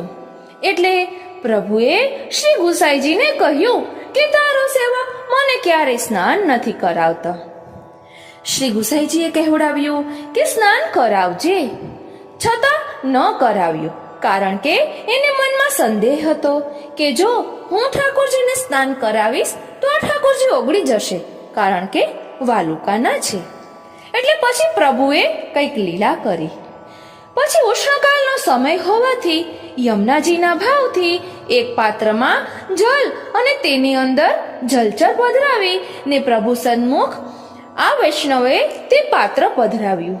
જલ જોતા જ શ્રી ઠાકોરજી સિંહાસનમાંથી ઠેકડો મારીને જલમાં સ્નાન કરવા પધાર્યા અને તરવા લાગ્યા. કહ્યું કે જો ક્યાં હું ઓગળું છું. ભયના કારણે તે વૈષ્ણવે શ્રી ઠાકોરજીને ફરી પાછા સિંહાસન પર પધરાવ્યા. એ લાલનજીનું નામ છે અદ્ભુતરાયજી, જે હાલ મથુરામાં શ્રી વિઠ્ઠલનાથજીના લાલજી શ્રી યદુનાથજીના માથે બિરાજે છે. ત્યાં અદ્ભુતરાયજી બિરાજે છે. ઇનકે સુખ દેનકી કહા કરો બઢાઈ. એટલે પ્રભુ આપણા સંદેહોને દૂર કરવા પણ ઘણી લીલા કરે છે. પ્રેમજી લુવાણાની વાર્તામાં પણ આવે છે ને કે એને પણ મનમાં સંદેહ થયો હતો. એને શ્રી ગુસાઈજીને વિનંતી કરી હતી કે મને સૂક્ષ્મ સેવા પધરાવી આપો, કારણ કે મારાથી બધી સેવા બની નહીં શકે. એટલે શ્રી ગુસાઈજીએ એને વસ્ત્ર સેવા પધરાવી આપી અને કહ્યું કે આ સૂક્ષ્મ છે અને અસાધારણ પણ છે. ત્યારે એ પ્રેમજી લુહાણા કંઈ પણ સમજ્યા નહીં. પછી દરરોજ ઠાકોરજીની સેવા કરે, વસ્ત્ર સેવા કરે, ભોગ ધરે, શ્રૃંગાર ધરાવે, એ બધું કરે. પછી જ્યારે વૈષ્ણવો મળે ત્યારે વૈષ્ણવો એકબીજા વાત કરતા હોય કે ઠાકોરજી અમારી સાથે આ રીતે બોલે છે, આ અનુભવ કરાવે છે. એટલે આ પ્રેમજી લુહાણાને મનમાં સંદેહ થયો કે શું મેં શ્રી ગુસાઈજીને સૂક્ષ્મ સેવા પધરાવી આપવાનું કહ્યું એટલે મને ઠાકોરજી સાનુભવ નહીં જતાવતા હોય. એટલે પ્રભુએ એનો સંદેહ દૂર કર્યો. જ્યારે આ પ્રેમજી લુહાણા એના ઠાકોરજીના દર્શન કરવા અંદર ગયા, એટલે કે કદાચ તો ઉથાપન દર્શનનું આવે છે, તો એને વસ્ત્રજીના તાતણામાં ઠાકોરજી ખેલતા હોય એવા દર્શન થયા. એટલે તરત જ એને મનમાં એ ભાવ આવ્યો કે ઓહો, આટલા બધા ઠાકોરજી, તો હું આટલા ઠાકોરજીની સેવા કઈ રીતે કરીશ. ત્યાં ફરી થોડીક વાર પછી દર્શન કરવા આવ્યા તો જે સ્વરૂપ હતું, જે વસ્ત્ર સેવા કરતા હતા, એ સ્વરૂપના દર્શન થયા. માટે કોઈ પણ સેવા ન્યૂન નથી, એ પણ આપણે ખાસ ધ્યાન રાખવાનું છે. જેને જે સ્વરૂપમાં આસક્તિ હોય, જેને જે સ્વરૂપની સેવા કરવાની અનુકૂળતા હોય, એ રીતે કરતા હોય. આપણો પુષ્ટિ માર્ગ ભાવ પ્રધાન છે અને મુખ્ય વસ્તુ છે કે ચિત્તનું પ્રભુમાં પરોવાવું. ચિત્તને પ્રભુમાં પરોવવા માટે એક સ્વરૂપની તો જરૂર હોય જ છે, સાકાર બ્રહ્મ. કારણ કે સગુણ સ્નેહી શામળા વાલા સ્વરૂપ હોય તો આપણે એની સાથે વાતચીત કરી શકીએ. નિરાકારને તો કઈ રીતે ભજી શકાય. માટે કોઈ પણ સ્વરૂપે પ્રભુ આપણે માથે બિરાજતા હોય તેની સુખેનથી સેવા કરવી અને પ્રભુના સુખનો વિચાર કરવો. આ રીતે અદ્ભુતરાયજીએ પણ આ વૈષ્ણવના સંદેહને દૂર કર્યો. મેં આ પ્રસંગ ક્યાંક પહેલા પણ વાંચેલો છે. મેં 252 વૈષ્ણવની વાર્તામાં ઘણું ગોત્યું, પરંતુ મને એ મળ્યું નહીં. પરંતુ કાલિંદી બેટીજીના વચનામૃતમાં સાંભળ્યું હતું, એ સંકલન અત્યારે આપણે લીધું. કાલિંદી બેટીજીના યુગલ ચરણારવિંદમાં કોટી કોટી દંડવત પ્રણામ. ગઈકાલે જ મને ખબર પડી, ભાગવતજીને ક્લિપમાં સાંભળ્યું કે કાલિંદી બેટીજી રાજકોટ પધાર્યા છે, કે જેના કારણે એટલે તે રેવા જ આવી ગયા છે, કે જેના કારણે હવે સૌરાષ્ટ્રના વૈષ્ણવોને પણ એમનું સાનિધ્ય પ્રાપ્ત કરવાનો લાવો મળશે. આજનો આ સત્સંગ શ્રીનાથજી, શ્રી યમુનાજી, શ્રી મહાપ્રભુજીના ચરણારવિંદમાં સમર્પિત કરું છું. જય શ્રી કૃષ્ણ.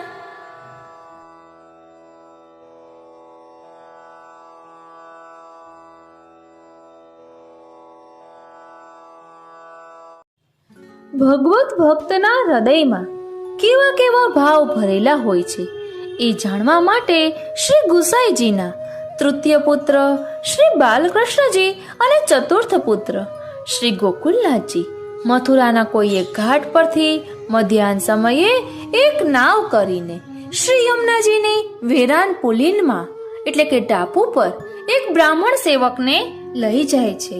આપણે ચિત્રજીમાં ઝાંખી કરી શકીએ છીએ. ત્યાં પહોંચીને ત્રણેય ઉતરી જાય છે અને ભરપૂર સત્સંગ કરે છે. દિવસ ઢળી જવાનો સમય થાય છે ત્યારે પેલા બ્રાહ્મણ સેવક સેવાનો સમય થઈ જતા પાછા ફરવાની વિનંતી કરે છે. બંને ભાઈઓ તો નાવમાં બેસી જાય છે અને બ્રાહ્મણને ત્યાં જ બેઠા રહેવાનું કહી પાછા કિનારે આવી જાય છે. નાવમાં બેઠા બેઠા બંને ભાઈઓ સેવક તરફ જોયા કરે છે. સેવાનો સમય વીતવા લાગે છે. બ્રાહ્મણ સેવક વિહવળ થઈ જાય છે. સાંજ થતા વિહવળ થઈ ગયેલા સેવક આંખો મીચી શ્રી યમુનાજીને વિનવવા લાગે છે અને અતિશય આરતીપૂર્વક અંતરના ઊંડાણથી ઉચ્ચ સ્વરે અષ્ટપદીનું દાન કરે છે. અને એ જ ક્ષણે શ્રી યમુનાજી પ્રગટ થઈને કેવી કૃપા કરે છે તેનું રસ દર્શન આપણે કરવાના છીએ. બોલો શ્યામ સુંદર શ્રી યમને મહારાણી જોકી જય. વાલા વૈષ્ણવો, જય શ્રી કૃષ્ણ. હું માં નાતુરી આપ સર્વે વૈષ્ણવોનું શ્રી યમુનાજી ચરિત્રામૃતના અલૌકિક સત્સંગમાં હાર્દિક સ્વાગત કરું છું. 1-2 દિવસ પહેલા આપણે રસ દર્શન કર્યું હતું કે શ્રી ગુસાઈજીના તૃતીય લાલજી શ્રી બાલકૃષ્ણજી વ્રજના ગુંજાવનમાં શ્રી યમુનાજીના કિનારે મધ્યાહન સંધ્યા કરવા બિરાજ્યા હતા. સામે પાટ પર સંધ્યા વંદનનો સાજ રાખ્યો હતો અને ત્યાં જલમાંથી 7 વર્ષના કુમારિકા શ્રી યમુનાજી હાસ્ય કરતા શ્રીહસ્તમાં કમળ ફેરવતા લલિત ગતિથી સામે પધારી રહ્યા છે. શ્રી બાલકૃષ્ણજી બીજો જોડાવું ચોડો શ્રી યમુનાજીને આપી રહ્યા છે અને પહેલો ચોડો શ્રી યમુનાજીએ પોતાના શ્રીહસ્તમાં ધારણ કરી લીધો છે અને બીજો ચોડો શ્રી બાલકૃષ્ણજી પાસેથી લઈ રહ્યા છે. આ રસ દર્શન આપણે આખું કર્યું હતું. પોતાના આરાધ્ય શ્રી કૃષ્ણની સાથે સંબંધ જોડવામાં પુષ્ટિ ભક્તની સામે જે કોઈ પ્રતિબંધ કે વિઘ્ન આવે છે અને એને શ્રી યમુનાજી દૂર કરે છે. વિઘ્નો હરી પુષ્ટિ ભક્તને ભગવદ અનુભવ કરવા યોગ્ય શુદ્ધ બનાવી દે છે. એવા એટલા માટે શ્રી યમુનાજી પુષ્ટિ જગતને પાવન કરવા વાળા છે. તો ચાલો હજુ એક પ્રેરણાદાયી પ્રસંગનું રસપાન કરીએ. એક સોનાઢ્ય બ્રાહ્મણ મથુરામાં રહેતા હતા. એ 20 વર્ષના થયા. એ સમયે શ્રી પ્રભુચરણ અડેલથી વિજય કરીને મથુરાના સદઘરામાં આવીને બિરાજ્યા હતા. આપ નિત્ય વિશ્રામ ઘાટ ઉપર સંધ્યા કરવા માટે પધારતા અને પછી શ્રી કેશવરાયજીના મંદિરે દર્શન કરતા. ત્યાં પેલા બ્રાહ્મણે આપને જોયા અને સાંભળ્યા. એ બ્રાહ્મણ આપના પ્રભાવથી આકર્ષાયા અને સેવક બન્યા. બ્રાહ્મણે શ્રી યમુનાજીના સ્વરૂપને સમજાવવા માટે આપને વિનંતી કરી. ત્યારે શ્રી પ્રભુચરણે એ બ્રાહ્મણને દૈવી જાણી યમુના અષ્ટપદીની રચના કરીને એનો ભાવ સમજાવ્યો અને તેનો નિત્ય પાઠ કરવાની આજ્ઞા દીધી. બ્રાહ્મણની ઈચ્છા જાણી શ્રી પ્રભુચરણે એમને શ્રી યમુનાજીના રેણુકાજી એટલે કે રજની એક પોટલીમાં સેવા અર્થે પધરાવી દીધા. એ બ્રાહ્મણ સેવકને શ્રી પ્રભુચરણની કૃપાથી શ્રી યમુનાજી દ્વારા ભગવદ રસની પ્રાપ્તિ થઈ. તેથી એમને શ્રી યમુનાજીના સ્વરૂપમાં અનહદ આસક્તિ પ્રાપ્ત થઈ હતી. એ જ આસક્તિને પરિણામે એ બ્રાહ્મણ ક્યારેય શ્રી યમુનાજીના જલમાં પગ ન ધરતા. સર્વ કાર્ય કુવાના જલથી કરતા. આડોશ પાડોશના વૈષ્ણવોએ શ્રી પ્રભુચરણના બાળકોને આ વાત જણાવી અને એમના ભાવની પરીક્ષા લેવા કહ્યું. ત્યારે મોટા શ્રી ગિરધર દાદાજીએ તો ઘસીને ના પાડી દીધી. વૈષ્ણવની પરીક્ષા ન લેવાય. પછીથી જિજ્ઞાસાવત વૈષ્ણવોએ શ્રી પ્રભુચરણના તૃતીય પુત્ર શ્રી બાલકૃષ્ણજી અને ચતુર્થ પુત્ર શ્રી ગોકુલનાથજી સ્વ આચાર્યજીને તૈયાર કર્યા. ભગવત ભક્તના હૃદયમાં કેવા કેવા ભાવ ભરેલા હોય છે એ જાણવા માટે અમારા એ બંને ભર યુવાન વયના દાદાજીઓ માની ગયા. એટલે શ્રી હરિરાયજી સત્સંગમાં આ પ્રસંગ કહી રહ્યા છે. મથુરાના કોઈ એક ઘાટ પરથી મધ્યાહન સમયે એક નાવ કરીને બંને દાદાશ્રીઓ પેલા બ્રાહ્મણ સેવકને સાથે લઈ શ્રી યમુનાજીના એક વેરાન પુલિનમાં લઈ ગયા. ત્યાં પહોંચીને ત્રણેય ઉતરી ગયા. ભરપૂર સત્સંગ કર્યો. દિવસ ઢળી જવાનો સમય થયો. ત્યારે પેલા બ્રાહ્મણ સેવકે સેવાનો સમય થઈ જતા પાછા ફરવાની વિનંતી કરી. બંને દાદાજીઓ નાવમાં બેસી ગયા અને બ્રાહ્મણને ત્યાં જ બેઠા રહેવાનું કહ્યું. સેવાનો સમય વીતવા લાગ્યો. બ્રાહ્મણ સેવક વિહવળ થઈ ગયા.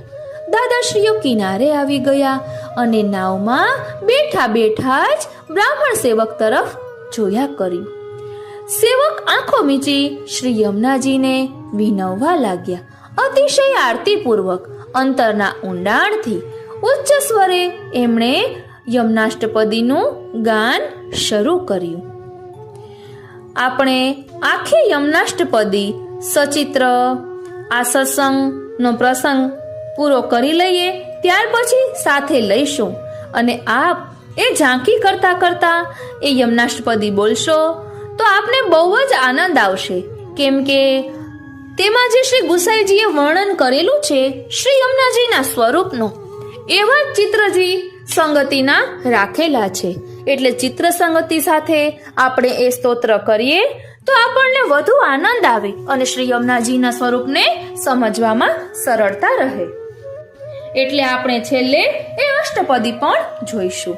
અત્યારે તો ફક્ત 1-2 શ્લોકો આપેલા છે, તેનું રસ દર્શન કરીએ. હૃદયના ઊંડાણથી ઉચ્ચ સ્વરે એમણે યમનાષ્ટપદીનું ગાન કર્યું. નમો દેવી યમુને, નમો દેવી યમુને, હર કૃષ્ણ મિલનાંતરાયમ, નિજનાથ માર્ગદાયિની, કુમારી કામ પૂરી કે કુરુ ભક્તિરાયમ. અર્થાત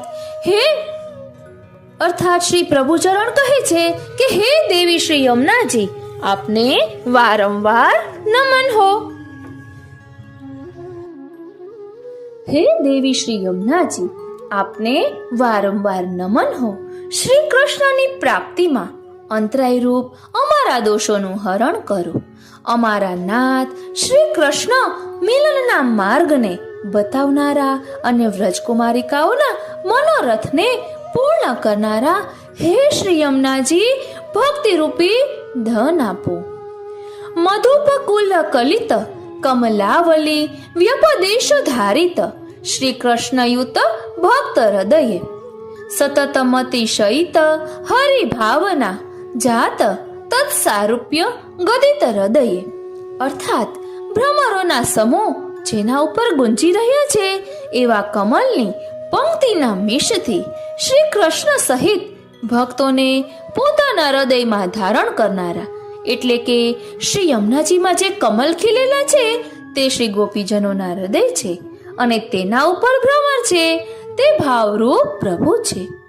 અને નિરંતર અતિ અધિક ભગવત ભાવનાથી ભગવત સ્વારૂપ્ય દ્વારા સ્વહૃદયને પ્રગટ કરનાર હે શ્રી યમુનાજી, આપને વારંવાર નમન હો. એક શ્લોક પૂરો થયો અને વિરહાતુર લાચાર નિસાધન ભક્તની રક્ષા કરવા એ જ ક્ષણે શ્રી યમુનાજી ત્યાં પ્રગટ થયા. બોલો શ્યામ સુંદર શ્રી યમને મહારાણી જોકી જય. એમણે જલમાં એક મોટું કમલ પુષ્પ ખીલવ્યું. ભક્તને એ પુષ્પ પર ચડી જવાની સાન કરી. ભક્ત પુલિન ઉપરથી ઉતરીને એ પુષ્પમાં આવી ગયા. એમણે અષ્ટપદીના બીજા શ્લોકનું ગાન કર્યું. નિજ કુલ ભવ વિવિધ તરુ કુસુમયુત નિરશોભયા વિલસદલી વૃંદે, સ્મરયસી ગોપી વૃંદ પૂજિત સરસ મિશવપુરાનંદ કંદે.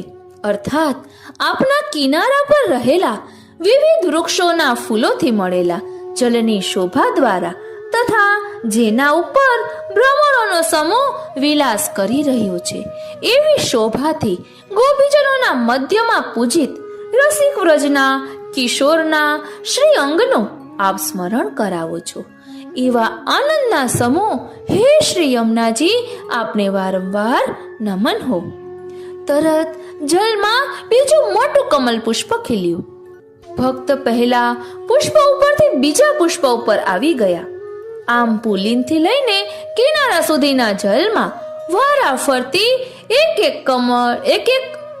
કરીને 8 મોટા કમલ પુષ્પો શ્રી યમુનાજી ખીલવતા ગયા. સેવક અષ્ટપદીના એક શ્લોકના ગાન સાથે આગળના પુષ્પ પર પગ મૂકીને કિનારા સુધી આવી ગયા. આપણે ચિત્રજીમાં આ ઝાંખી કરી શકીએ છીએ. બંને દાદાશ્રીઓ આ પ્રસંગ મન ભરીને નિહાળી રહ્યા હતા. સેવક પુષ્પો પર ચઢીને પાછા કિનારે આવી ગયા ત્યારે બંને દાદાશ્રીઓએ એમને ભરપૂર સરાહના કરી. ઘરે જઈને મોટા દાદાશ્રી શ્રી ગિરધરજીને અને શ્રી પ્રભુચરણને એમણે આ પ્રસંગ વિગતવાર કહી સંભળાવ્યો. ભક્તની પરીક્ષા લેવા માટે એમને વડીલો તરફથી જો કે ઠપકો તો સાંભળવો પડ્યો, પણ શ્રી યમુનાજીની અપરંપાર કૃપા નિહાળવાને માટે પોતે ભાગ્યશાળી બનવાના ગૌરવને તેઓ આજીવન વાગોળતા રહ્યા. બોલો શ્યામ સુંદર શ્રી યમને મહારાણી જોકી જય.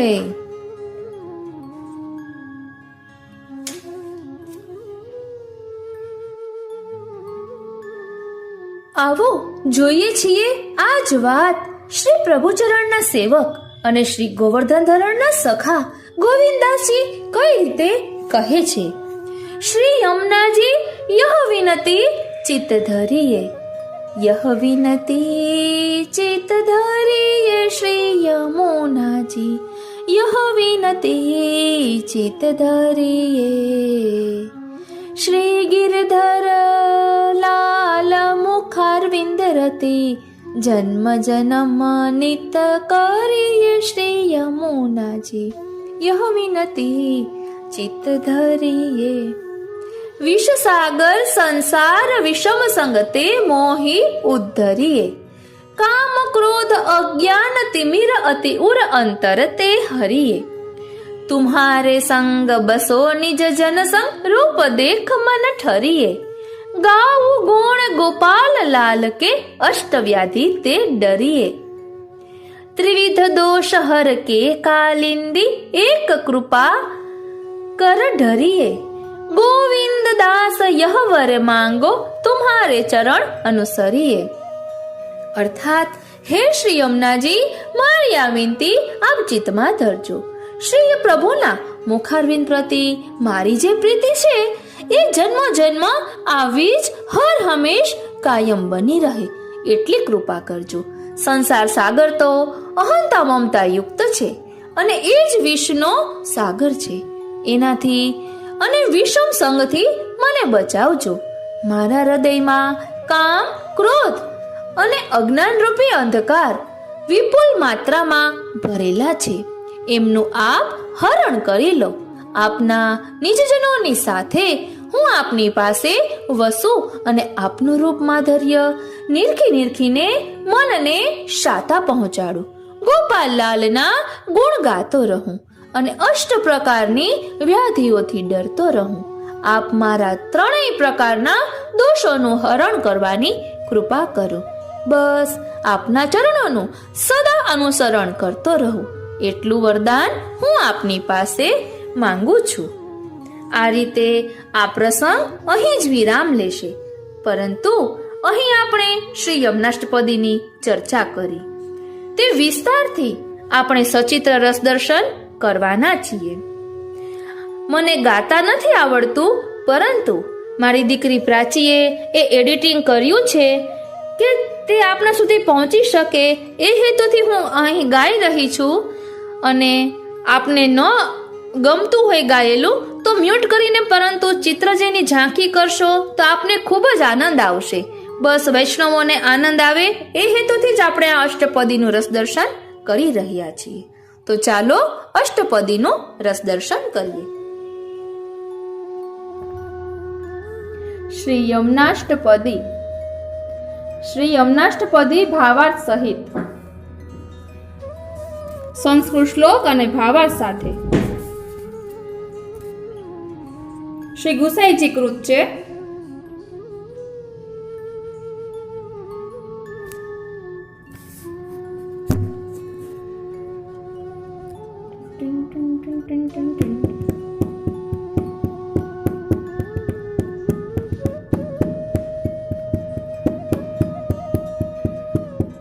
નમો દેવી યમુને, નમો દેવી યમુને, હર કૃષ્ણ મિલનાંતરાયમ,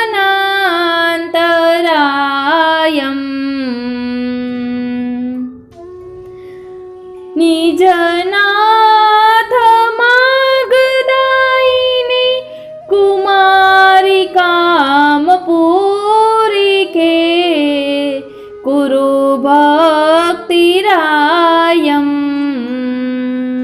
નમો દેવી યમુને, નમો દેવી યમુને.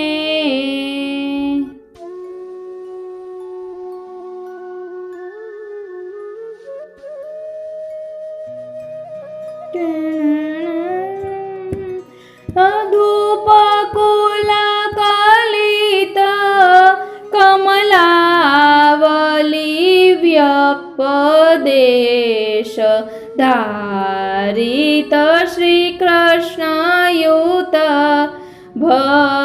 भक्तहृदये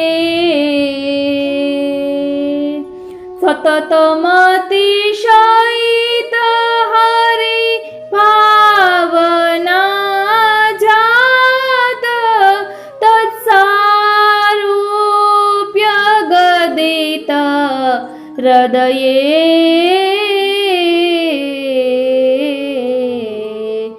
निज कुल भव विविध तरुकुसुमयुत नीर शोभया विलसदलि वृन्दे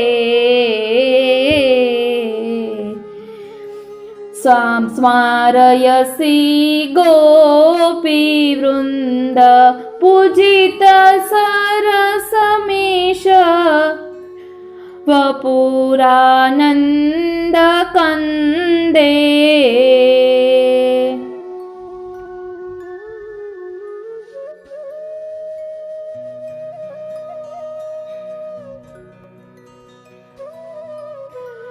उपरि जलदमल कमलारुण द्युतिरेणु परिमलित जलभरेणामुना च व्रज युवती कुच कुम्भ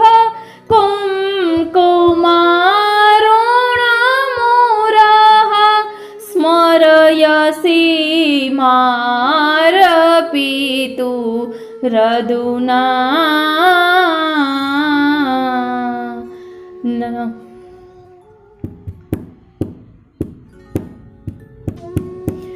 अतिरजनी हरि विवृते मीक्षितुं कुवलयाभिध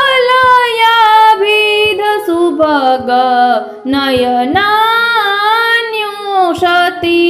तनुषे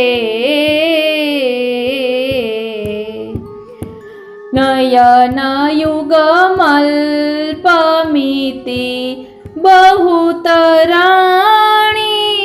च तानि रसिकता निधितया कुरुषे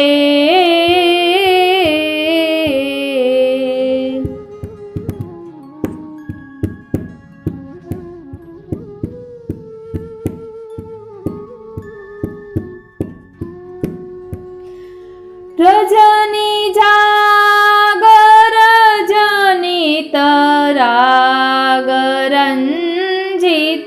नयन पंकजे रहनि हरि मीक्षसे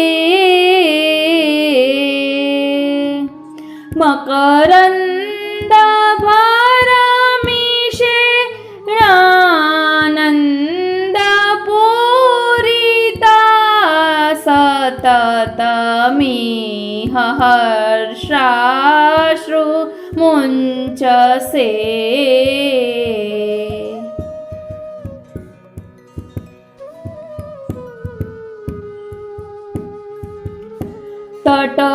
तटगताने कशुक सारिका मुनिगण स्तुत विविध गुण सिन्धु सागरे संगता सततमिह भक्त जनता परुति राजसे रासर रस सागरे नमो देवी यमुने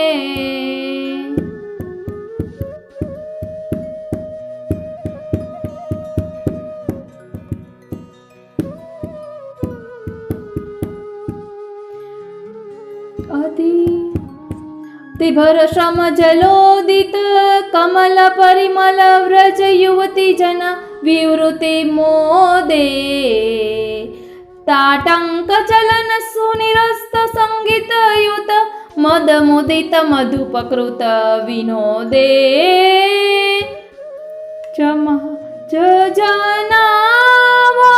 जनावनात गोवर्धने राधिकारदयगत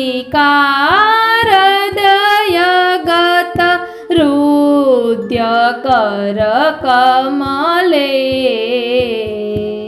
तिमरतिमतिशयितरस विठ्ठल स्यास कुरु वेणुनिनादवान सरले नमो देवी यमुने नमो देवी यमुने हर कृष्ण मिलनान्तरायम्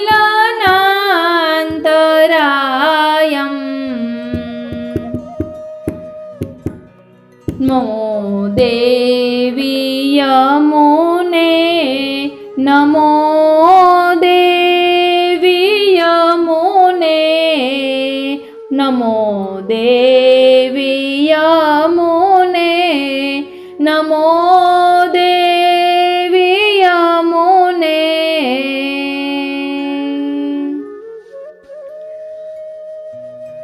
प्रजापति परिवृढ वल्लभे कदा त्वचरण सरोरुह मीक्षणास्पदं मे तव तटगत वालुकाः कदाहं सकल निजाङ्गगता मुदा करिष्ये वृन्दावने चारु बृहद्वने मन्मनोरथं पूरय सुरसुते दगोचरः कृष्ण विहार एव स्थितिस्त्वदीये तट एव भूयात्। आप सबको यह लग रहा होगा कि हमने यह सारे चित्र ऐसे ही मन से कहीं भी कभी भी लगा दिए हैं, लेकिन अब जब आप इसका भावार्थ देखेंगे और सुनेंगे और उसके साथ आपको हम चित्र दिखाएंगे, तब आपको समझ आएगा कि हमने कौन सा चित्र कहाँ और क्यों लगाया है। देखिए, आप जो लिखा हुआ आ रहा है, जो बोला जा रहा है और जो चित्र आपको दिखाई जा रहा है, उन्हें देखिए और उन तीनों चीजों की एक दूसरे से तुलना कीजिए। तब आप यह अच्छी तरह से समझ पाएंगे कि हमने इन चित्रों को इन क्रम में क्यों रखा है।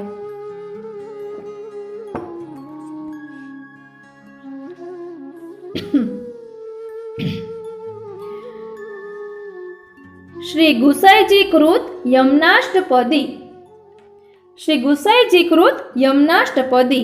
नमो देवी यमुने नमो देवी यमुने हर कृष्ण मिलनांतरायम निजनाथ मार्गदायिनी कुमारी काम पूरी के कुरु भक्तिरायम।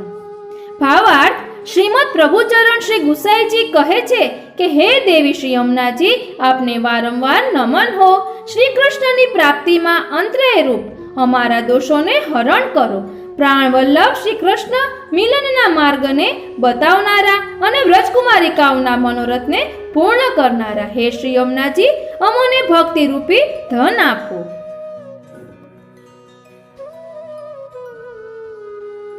મધુપકુલ કલિત કમલાવલી વ્યપદેશોધારિત શ્રી કૃષ્ણયુત ભક્ત હૃદયે સતત મતિ સહિત હરિભાવના જાત તત્સારૂપ્ય ગદિત હૃદયે.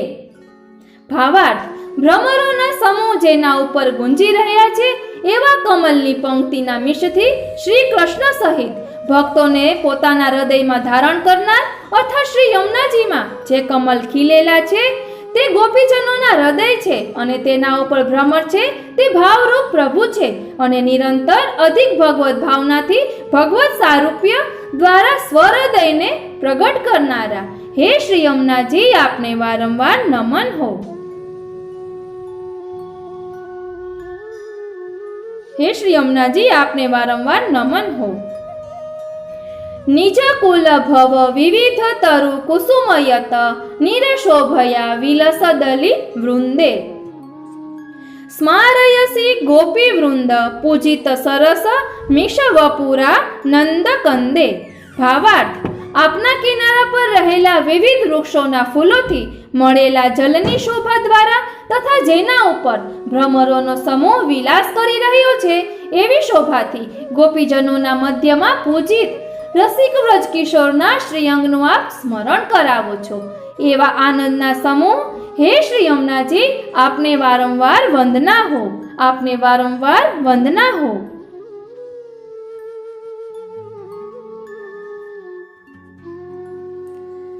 ઉપરી ચલ દમલ કમલારુણ દ્યુતિ રેણુ પરિમલિત જલ ભરેણા મુના.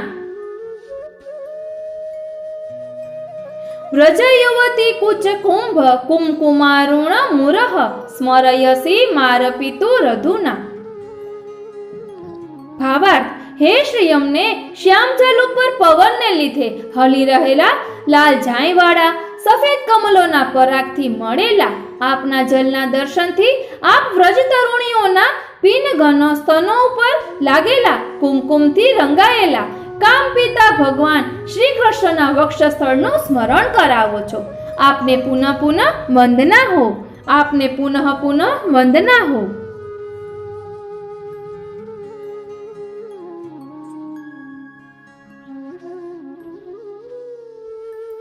અધિરજની હરિ વિવૃતિ મિક્ષિતુમ કુવલયાભિધ સુભગ નયનાન્યુ શતિ તનુષે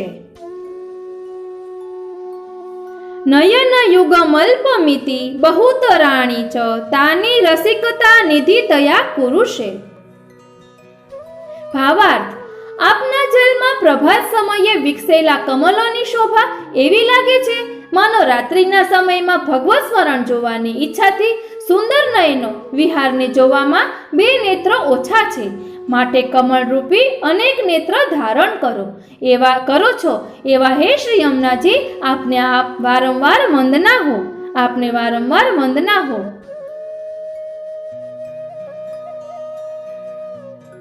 રજની જાગર જનિત રાગ રંજિત નયન પંકજે રહની હરિ મિક્ષસે મકરંદ ભર મિશેણાનંદ પૂરિતા સતત મિહ હર્ષાશ્રુ મુંચસે.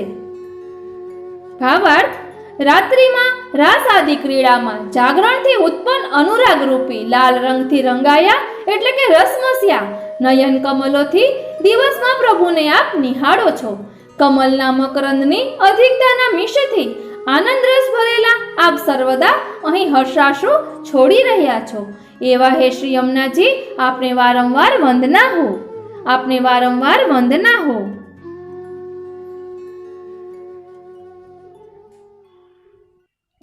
તટગતાનેક શુક સારિકા મુનિગણ સ્તુત વિવિધ ગુણ સિંધુ સાગરે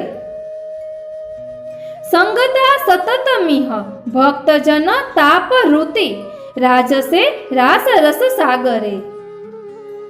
ભાવાર્થ: આપના કિનારા પાસેની વૃક્ષાવલી પર સ્થિત પોપટ, મેના, મોર, કપોત આદિ રૂપધારી મુનિજન આપની સ્તુતિ કરે છે એવા વિવિધ ગુણોના અમૃત સાગર આપ છો. રાસરસ સાગરમાં આપ સતત ભક્તજનોથી મળેલા શોભી રહ્યા છો. ભક્તજનોના તાપ હરણ કરનાર એવા શ્રી યમુનાજી આપને વારંવાર વંદના હો, આપને વારંવાર વંદના હો. રતિભર શ્રમ જલોદિત કમલ પરિમલ વ્રજ યુવતી જન વિવૃતિ મોદે.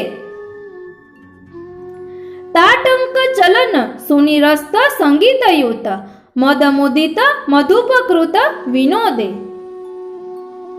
ભાવાર્થ, રસિકવર શ્રી કૃષ્ણના સુરત શ્રમ જલરૂપ આપના જન્મમાં ખીલેલા કમલોના સૌરભ દ્વારા વ્રજ યુવતીઓને જલ વિહાર સમયે આપ આનંદ ઉત્પન્ન કરાવો છો.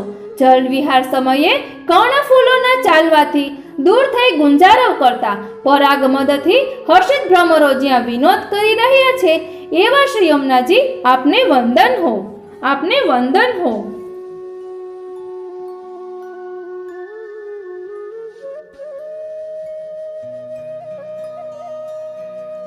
નિજ વ્રજ જનાવનાત્ત ગોવર્ધને રાધિકા હૃદય ગત હૃદય કર કમલે. રતિમતી શયિત રસ વિઠ્ઠલ સ્યાસ કુરુ વેણુ નિનાદ હવાન સરલે. ભાવાર્થ, પોતાના વ્રજવાસીઓની રક્ષા કરવા માટે શ્રી ગિરિરાજજી ધારણ કરી રહેલ અને બંસીના મધુર ધુનીથી સહેજ વ્રજની ગોપીઓને પાસે બોલાવી રહેલા શ્રી કૃષ્ણમાં અતિ રસથી ભરેલા શ્રી વિઠ્ઠલ શ્રી ગુસાઈજીનો પ્રેમ સંપાદન કરવા શ્રી યમુનાજી શીઘ્ર કૃપા કરો.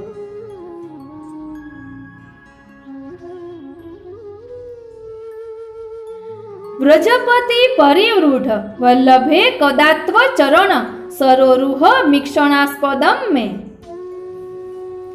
તવ તટગત વાલુકઃ કદાહમ સકલ નિજાંગગતા મુદા કરીષ્યે. ભાવાર્થ, શ્રી વ્રજપતિ પ્રભુના પ્રાણ પ્યારા હે શ્રી યમુનાજી, મને આપના ચરણ કમલના દર્શનનો સૌભાગ્ય ક્યારે મળશે અને ક્યારે હું આપના તીર એટલે કે તટની વાલુકાને સંપૂર્ણમાં અંગમાં હર્ષથી લગાવીશ? અર્થાત આવું મહદભાગ્ય ક્યારે ઉદય પામશે? જ્યારે આપના દર્શન કરી આપના તટ ઉપર હર્ષિત થઈ લોટીશ. વૃંદાવને ચારુ બૃહદવને મન મનોરથમ પૂરય સુરસુતે દગ્ગોચરઃ કૃષ્ણ વિહાર એવ સ્થિતિસ્ત્વદીયે તટ એવ ભૂયાત. ભાવાર્થ, હે સુરસુતા શ્રી યમુનાજી, પરમ મનોહર બૃહદવન શ્રી વૃંદાવનમાં શ્રી કૃષ્ણચંદ્રની લીલાના દર્શન અને આપના તટ પર નિવાસ થાવ. આ મનોરથ કૃપા કરી પૂર્ણ કરો. ઇતિ શ્રી વિઠ્ઠલેશ્વર રચિત શ્રી યમુનાષ્ટપદી ભાવાર્થ સહિત.